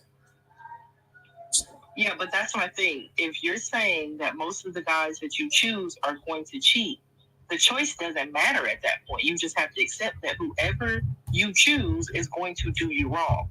He's going to lie to you. He's going to manipulate you. He's going to abuse you because he's going to cheat on you. I never said all that. Cheating is lying. Don't you have to lie to cheat? Well, the abuse part. Don't you have to manipulate to cheat? I don't agree that that's abuse. Oh, so you don't think lying and manipulating because look at is abusive? Look at this. You guys are in here talking about this is abuse, that abuse, this is abuse. Yo, Jada's abusing Will Smith. How? Bro, he's making a mockery of bro. What no. Say be specific. How? How is she abusing him? The whole slap situation with Chris Rock. How was that her abusing him? Okay, I have a perfect example of how she's embarrassing this guy. Why the hell is she still in love with a deceased guy? That's not abuse. Bro, she's writing letters to a dead guy that she used to have a relationship with, and her daughter's also writing letters to a dead guy. That doesn't make no sense, bro. Hey, hold up. Tio, public, let me ask you a question.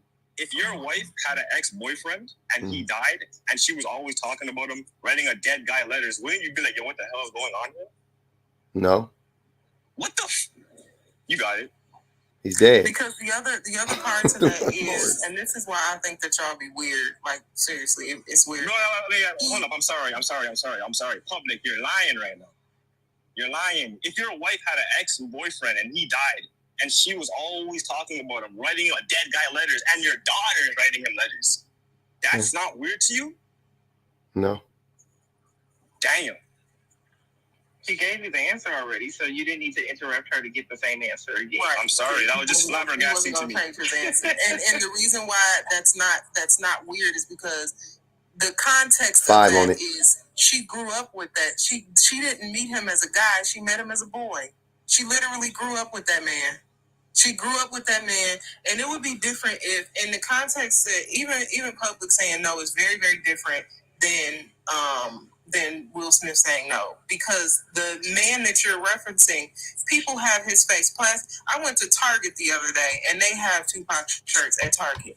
Yeah, I listen. That's different. Come on now, that's different. Don't do that. No, but hold on, y'all. Let BPG finish. Go ahead, BPG. Let me finish. They have posters everywhere. There are so many freaking documentaries about Tupac. They just had something come out about him and Diddy, and the guy who potentially unalived him came out again. It is literally shoved in our face on a consistent basis, this one person. So yes, it would be different in a normal circumstance if you mention somebody that you used to date, and that still wouldn't be weird, because if they're not alive, then who even cares? I don't care about my husband missing somebody that doesn't have a body. What kind of threat are they? Like, what is he gonna do? So like, that wouldn't mean anything. DPG, if your husband was talking about his ex-girlfriend that was dead all the time. Did you miss? Hold on, I think you missed her point. Hold on, Six. Real quick, brother. Did you catch what point she was making though? She's saying that the public writ large misses Tupac, and we don't even know that, Nick. It's different though. Listen, hold on, Six. Listen, it's not. I miss Pac personally. I'm not even joking. I miss Pac. Like all the time. He was the greatest rapper. That's the guy from, like, I miss Pac. I think of me and my friends, right? We talk about Pac like, man, if he was alive, I wonder what he'd be doing. Like, we talk about Pac like he was one of our homies, right? We miss Pac. Imagine knowing that nigga. Bro, it's not a friendship thing. She loves that guy still. It is a friendship thing. She does. No. That's literally what it is. The hell? She does love him, and she misses Can I please ask you guys a quick as a question? child. Yes. Go ahead, She Sid. met him as a child. Hold on, went into adulthood with him. Yes, she does miss him. Go ahead, Sid. Look at this. Do you guys think if Tupac was alive, she would be with Will Smith? Yes, she would still be with Will Smith, I think. Because Pac wouldn't have been 6. You're 6. Many women have talked about Tupac and their relationships. Tupac was a dog. Will Smith was more capable of being 6. Will Smith was more capable of being in a relationship. He was definitely more capable of being in a relationship at that time, I believe. Why wasn't Pac though? Huh? Why wasn't Pac? You gotta ask Pac. Playing around. You gotta ask Pac. Literally married Will while Pac was still alive. What are you? Because at that point she never had a chance with Pac anymore. That's what I just said. This month, you just walk head first to the point. That's what I just said. She didn't want a chance. She literally didn't want a chance. Can I ask though, 6, is the 95 a reference to your birth year? Yes, it is. That's when Pac died. Yep, there we go. All right. Okay. But it doesn't matter. I know you're trying to get at. It. That doesn't matter. At the end of the day, his wife is still in love with a dead guy. And his daughter is writing her letters. That's insane. He old as hell. Wait, 95 am I doing the math wrong? 95 is 29 years ago. Am I mistaken? Yeah. He old as hell. 28 now. No, you're right. 28. Yeah. No, you're right. You old as dirt. But the reason why I asked that is because I remember Exactly. when I was a kid. I remember when I was a kid when he passed, and the men. My mom was working at a plant, and the men in the plant were quite literally breaking down in tears when it happened in real time. And these are people who did not know him. Nipsey too. These are people who did not know him, who surrounded I remember what that was like when people were surrounding the hospital and flooding spaces where they thought that his body was. These are people who did not know him. I can't imagine what that that would have been like for somebody who grew up with him. Not knew him casually. I mean, from the moment that she was 12 years old or something like that she knew that man. Till he unalive. I'm gonna tell you I cried when 4 celebrities died. Prince, Facts. Kobe, Pac, and Nipsey. I was at work crying when Nip died. I had to go in the office. I had to go and dip and go in the office. When I found out Kobe died, I went in my car and was crying in my car. And then I had to drive home. I was like, what the fuck? When I found out Pac just got out of church and people was crying in the hallway at church. Crazy. So this is us not knowing these people. I'm gonna be honest with you. I expected Mike to go. I'm gonna keep it a stack. Crying for a man you didn't know, no matter how much you look up to him or idolize him, is crazy to me, bro. Yeah, because you're not a human being. What? Damn, nigga. I'm just keeping it a being. You're not human. Bro, maybe I just don't cry as easy as you. Sound like a robot to me. Yeah, call me a robot then. I don't mind. It is kind of robotic to think that you can't build a connection with somebody, even socially. Like, these are celebrities that we grow up with. And yes, we know that we don't know them personally, but we love their music. They, done things for whatever it is, and you can't feel anything when they literally are no longer on this earth. You know how many memories I have connected to Kobe and Pac and you know how many memories I got connected. I'm talking about some of my best memories was watching games with my brother, watching games with my cousin, going to games. Some of the wildest shit happened with the city going to the parades, bro, what you talking about? That man just died. That man was situation.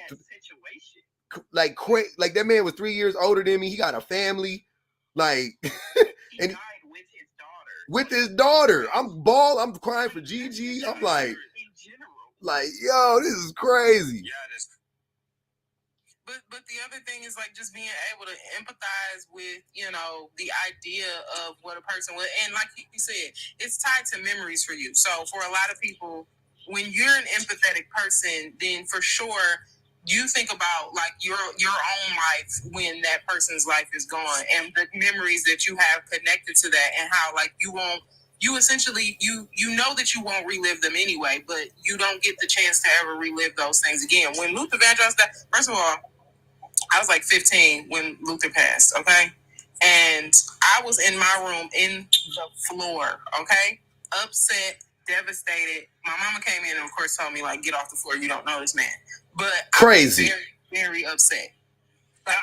Your mom was 100% right with that. Your mom is real. Yeah. I don't know if her mama was right for that one. Hey, y'all remember? Yes, she is. That's a real woman right there. Hey, y'all remember when that tsunami hit in Indonesia? Yeah. I'll never forget this shit. And I don't even believe in this type of shit, but I swear I walked out the house. I didn't even know what happened. But I felt like a lot. I just felt like my energy get low, right? And I was like, damn, that's weird. And I was feeling weird. And I got to work and I was doing something, wherever I was going. And I ended up hearing about it. And I was like, and it said like the amount of people that had passed. And I was like, because it was like tens of thousands of people like unalive, like at the same time. You know what I'm saying? It was like thousands of people unalive, like all at the same time. And I was like I just started crying. I was like, what the hell? Like, it was just crazy. I was like, all those people just died. Like, I didn't know how to process it. You know what I'm saying? Because I couldn't imagine like that many people unalive at one time. And that I remember being like, damn, that was so like that was just like a weird, that was just like a really weird thing for me. I was just like, damn, dude, like hundreds of thousands of people just unalive, like right now. Just in like, sorry, I cut off for a tiny bit. I heard what you said, but what were you referring to? 9/11 or something? No. It was a tsunami that happened in Indonesia. And it just unalive, like, because Indonesia is it's like densely populated, and it's an island, right? So it's not, you know what I mean? And it just, man, that even right now, even talking about that shit is kind of crazy. Like that was a weird day for me. Like that was worse than 9/11 for me. Like that was crazy. Like I was like, what the, like that many people unaliving all at the same time. Like, whoa, that's crazy. You know, it was a trip. It really was a trip. But yeah, man, I don't need to know you to have a connection, and then something tragic happened to you, and I have a, you know, it invokes a reaction. Like that seems very like normal. You know what I mean? Like that seems. There's a science to like the reason why misogynistic men like they can't empathize with, you know, other people and the experiences that they have, because one of the parts of unpacking misogyny is being able to see women as human beings. And when you see them as human beings, you see yourself in them. So when they experience a thing, you don't see other people experiencing a thing as just something that's happening to them. You see yourself in them. So that's the part that makes you that's the part that makes you empathetic to their situation, because you can see yourself like, oh my goodness, what if this happened to my family? I know how I would feel. Like, and it makes you compelled to want to do something, because of the fact that misogynists really don't. They see women and children as separate beings. Like they're completely separate entities. They are a deformed version of the male. That's the reason why they can't empathize, because they can't see themselves in you, because it would be like trying to see themselves in a dog. Why do you disagree with that? What do you disagree with? I think we see you guys as, well, I'm talking like as if I'm a misogynist, but no, you was right. Yeah, keep going. Freudian. Hey, Freud ain't never lied. Keep going. Nah, listen. It's not that we see you guys as not human. It's more, we think we're superior. But you're still human, though. That superiority comes from seeing women as not human beings. Are you serious? Nah. Yes. That's exactly where it comes from, brother. Like, this is crazy. That's literally where it comes from. How do you, what? What just happened? Definitely necessarily. 100% necessarily. Anthropologists have studied this for at least 1,000 years, at least. Look at this. We have Guy A. Guy A is more athletic. He's more smart. And Guy B is he's more unathletic. He's not as smart. Don't you think that first guy, Guy B or Guy A, is more, Or am I tweaking it? Say it again, bro. All right, let's say Guy A is more athletic, more smart, and Guy B is like fat and just dumb. Don't you think that guy is, you can say he's at a higher level than Guy B? You're dehumanizing him when you use those words to describe a person. You're being too sensitive. Let's just be real here. One guy is higher than the other guy. If we being for real, that's eugenics.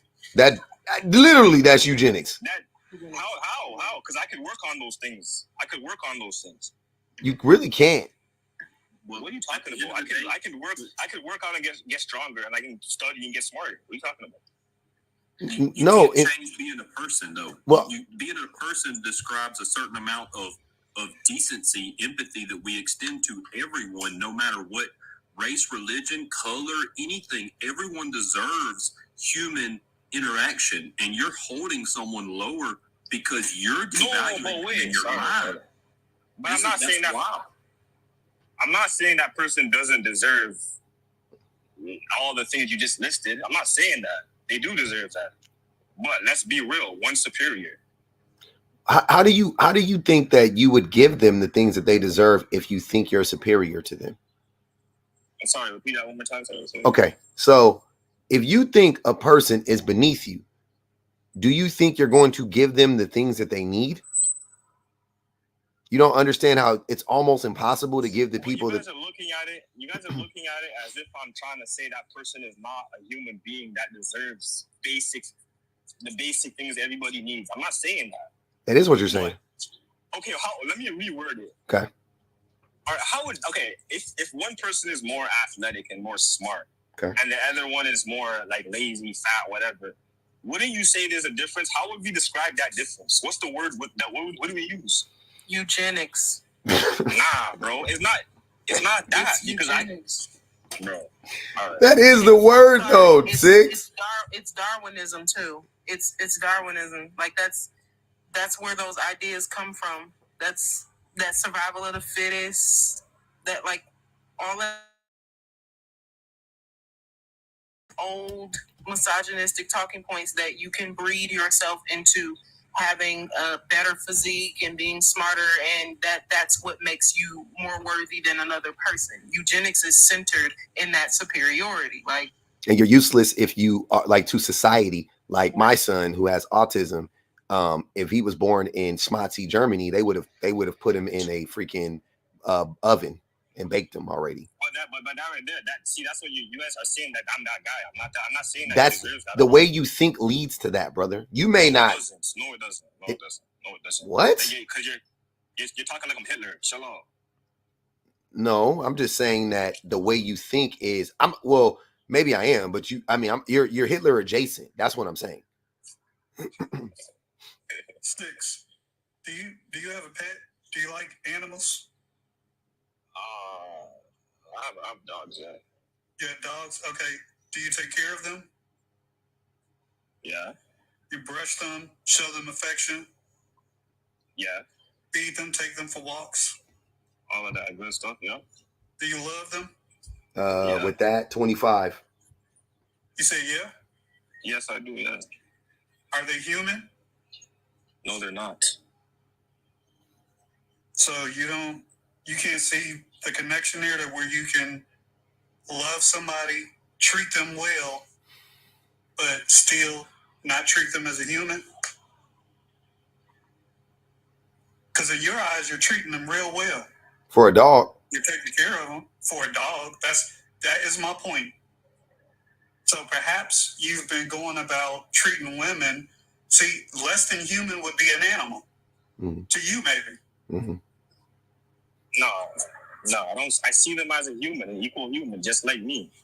No, you do not see them as equal because you said that we're superior to them. So you couldn't possibly see them as an equal. Two things can't be true at the same time, brother.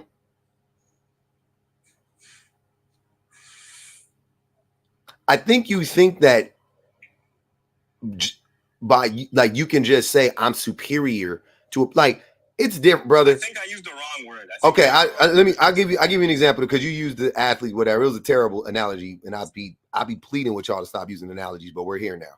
But like, yeah, we know because women hate analogies. It's okay. No, it's because you're bad at them.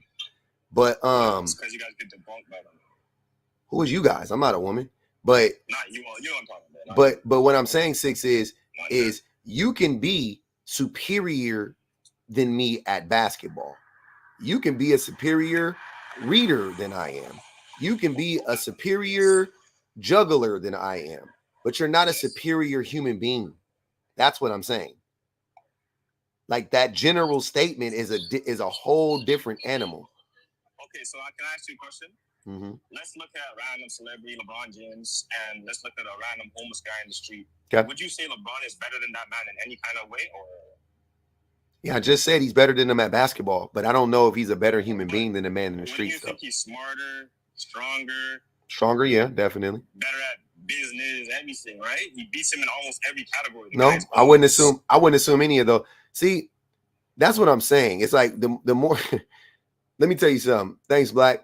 I think the disconnect is that like, so I like, okay, cool. So let's use LeBron James and a homeless person, right? The two extremes. Or the average citizen. Who do you think is more generous? A homeless person or LeBron James? Hands down, I have to say LeBron James. Crazy.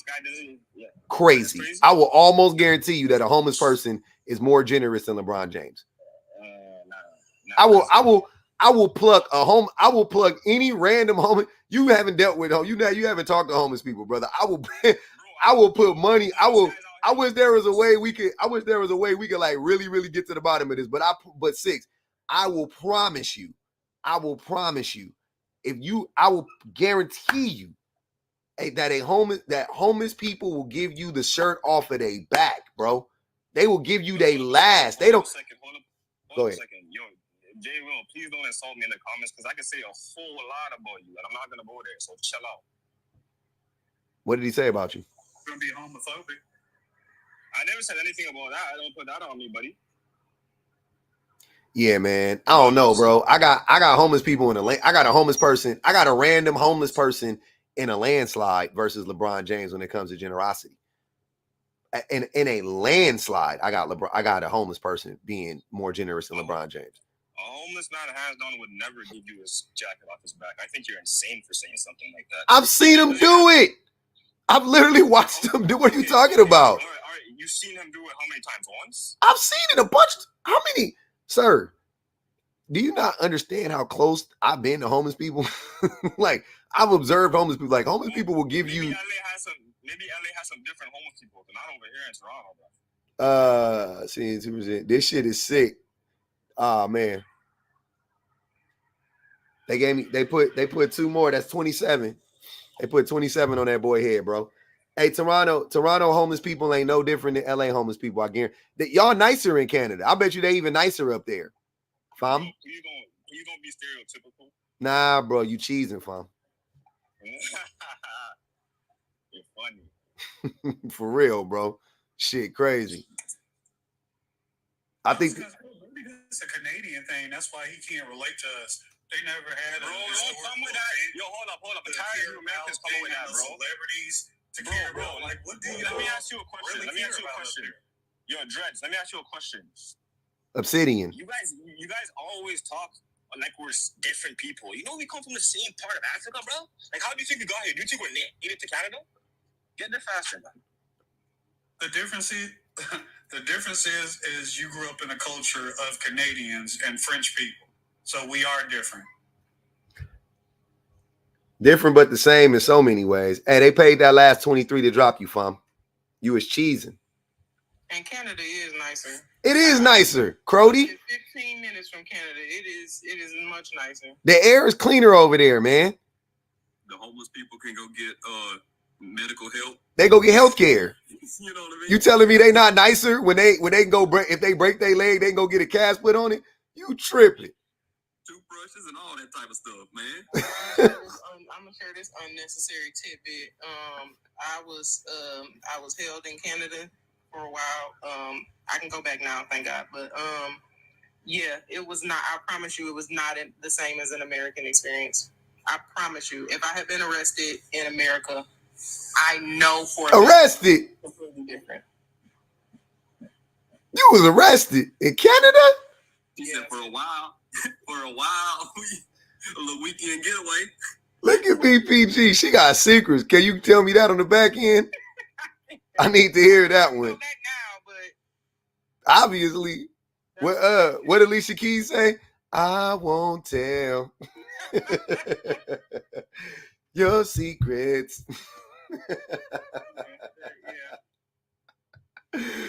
Oh man. National criminal before. It wasn't as dangerous as it sounds, I promise. But that's because Canada is a nice place. Got you. They were like, I'm so sorry to do this to you, fam. Man, look.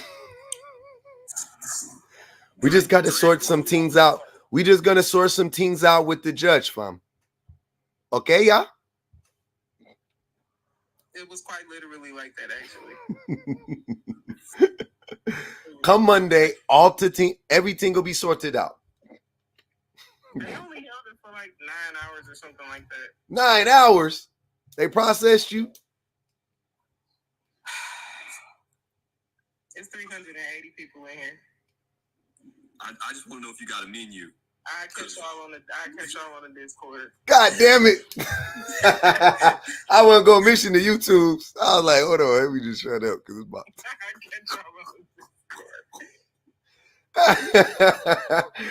oh man, I just want to know. That's it. Damn. Oh man. Cheese and fam. SG said, UK says, fam. Oh, I mixed it up. My bad. They said, hey, no, they say Crody. My bad. I mixed up the term. Hey man, I like fam. I ain't gonna even hold you. I say fam. I stole it. It's Jamaican. It's the Canadian. Hold on. It's the Canadians that be in Jamaica. I mean, it's the Jamaicans that be in Canada. They be saying things. Yeah, crow. Oh, they abbreviated it. Crow. See? Oh, Vanity said they do say fam. That's what I thought. Yeah, I was like, wait, I've heard them say fam before, but okay, whatever. Yeah, them Jamaican Canadian. They say tings up there. Lots of tings. I think the big thing why they ain't got no violence and stuff up there, it ain't too many folks, right? Like who you gonna be mad at a moose? Which you can't be banging on a moose now. It's a lot of land. It's a lot of land and opportunity. That's all I'm saying. It's some densely populated spaces, but it's also bare teams. See, 6 no. Y'all have me tripping. I'll be knowing my lingos now. Don't be doing that. Yeah, man. Hey, go ahead, Jeff. Can't nobody be out there banging 6 jackets on. You can't move around like that. You can't put your arms up. Put your arms up. They already up. I'm already up. You be like this. They be banging like this. They be throwing shit. You wait till summer. I'm finna come get you. Don't worry. I got you in the summer. When things thaw out, I'm gonna be over that way. I'm gonna put a hit out on you in the spring. Like, wait a minute. This shit crazy. Only 10% of Canada is inhabitable. They up there packed in like sardines. Yeah, it's certain places. Canada like Russia, like the backside of like the Asian side of Russia, Siberia, the Siberian shit. This shit crazy. Hey, but all right, y'all know. We gonna do it. We gonna wrap this thing up. I appreciate y'all, man. The decompression live is on the way. I appreciate y'all coming up, man. Shout out to the best mods in the business. Thanks for coming up, panel. If y'all want to, y'all can come back for the decompression live. It'll be happening in 5 or 10 minutes. Nah, y'all not all white. I said the Jamaicans. My Canadian accent was of a Jamaican in Canada. That's the funniest thing. I ain't even think about a white person in Canada. Because all the Jamaicans I know is black people. The first Canadian, all the Canadians I know is black. The first Canadian I think of is Cardinal Official.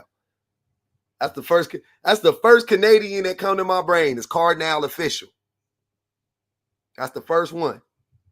And 2 is Drizzy. But we don't talk about Bruno. We don't talk about Bruno.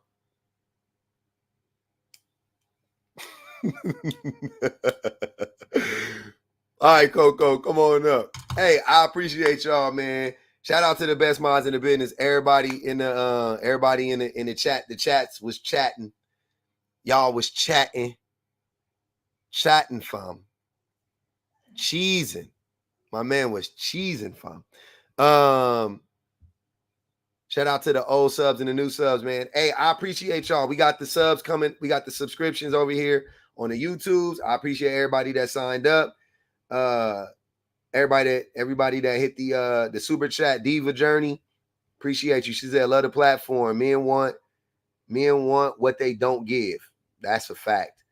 Tawana, appreciate you. Osa, appreciate you. Travia, I appreciate you. Thanks for the new membership. Mia Kia, appreciate you. Everybody that banged the Cash App, I appreciate y'all, man. What we got going? Did I shout out everybody? I think we did it. Everybody that gifted, old subs, new subs, you know what I'm saying? Hit the collection plate on the way out for your boy. Drop a little dollar in there. Be nice. Speak nice to me.